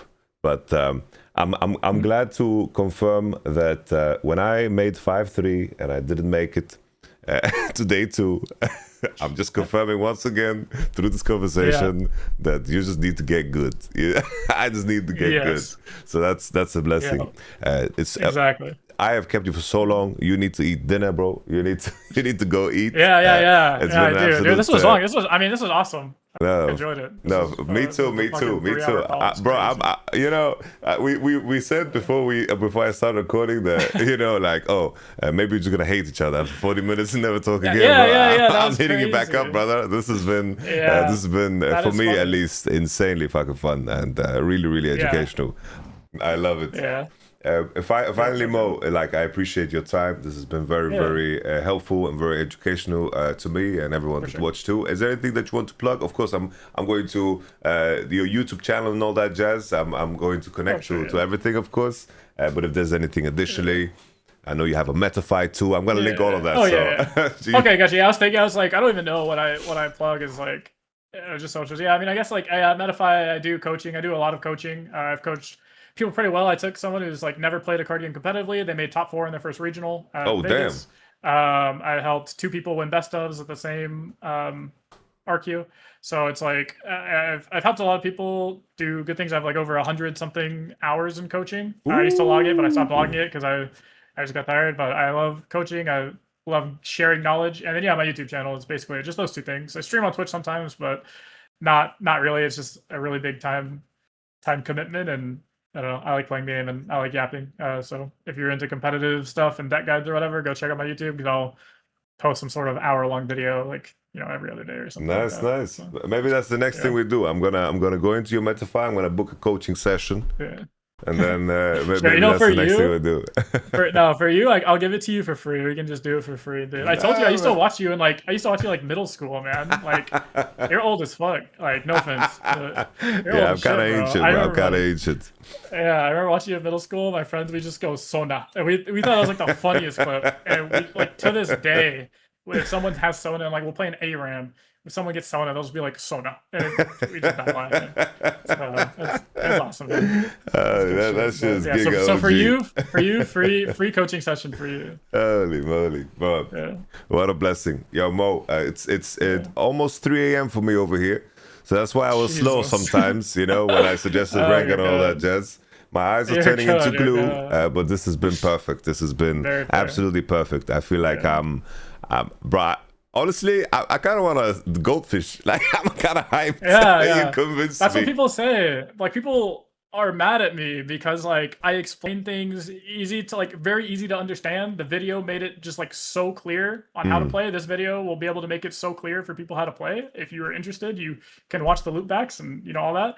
And people hate that. People are just so bad at me because they're like, why would you do this? Because there's, like, now I'm just going to have, like, look, I had someone DM me today, like, cussing me out on Discord. Someone I've never talked to, don't know, like, anything like that. And they were deadass just, like, cussing me out because they live in, like, oh god, I think it was like New Zealand or Australia. Okay. Over there. And so I guess it's like a small scene, like small locals for wherever they are. And they're like, bro, blah, blah, blah. Like my local scene is ruined. It's like 10% of the people here just play Lux. He's like, all this stuff now. He's like, I showed up to my Nexus night last night and it was like 3 Lux players out of 9 or something. And I was just like, sorry. I don't know. Like I didn't respond to him, but I was just like, damn, like people are just not happy about that. So all I have to say to that is keep learning Lux, I guess. It's fun. Right, I love it. I have all these cards ready to go as well. 3 time warps for my Kaiser days. Yeah. So this is dude, this deck's cheap, man. Outside of the time warps, time warps are expensive. I guess for they can be up there. Outside of the time warps though, like I think this deck's like giga cheap. Yeah, Ruination is pumped as well a little bit because of all the cannons. Oh, gotcha. True. True. Okay, maybe the deck's not that cheap, but yeah, it's pretty good. I like it. All right, yo, Mo, my man, thank you very much.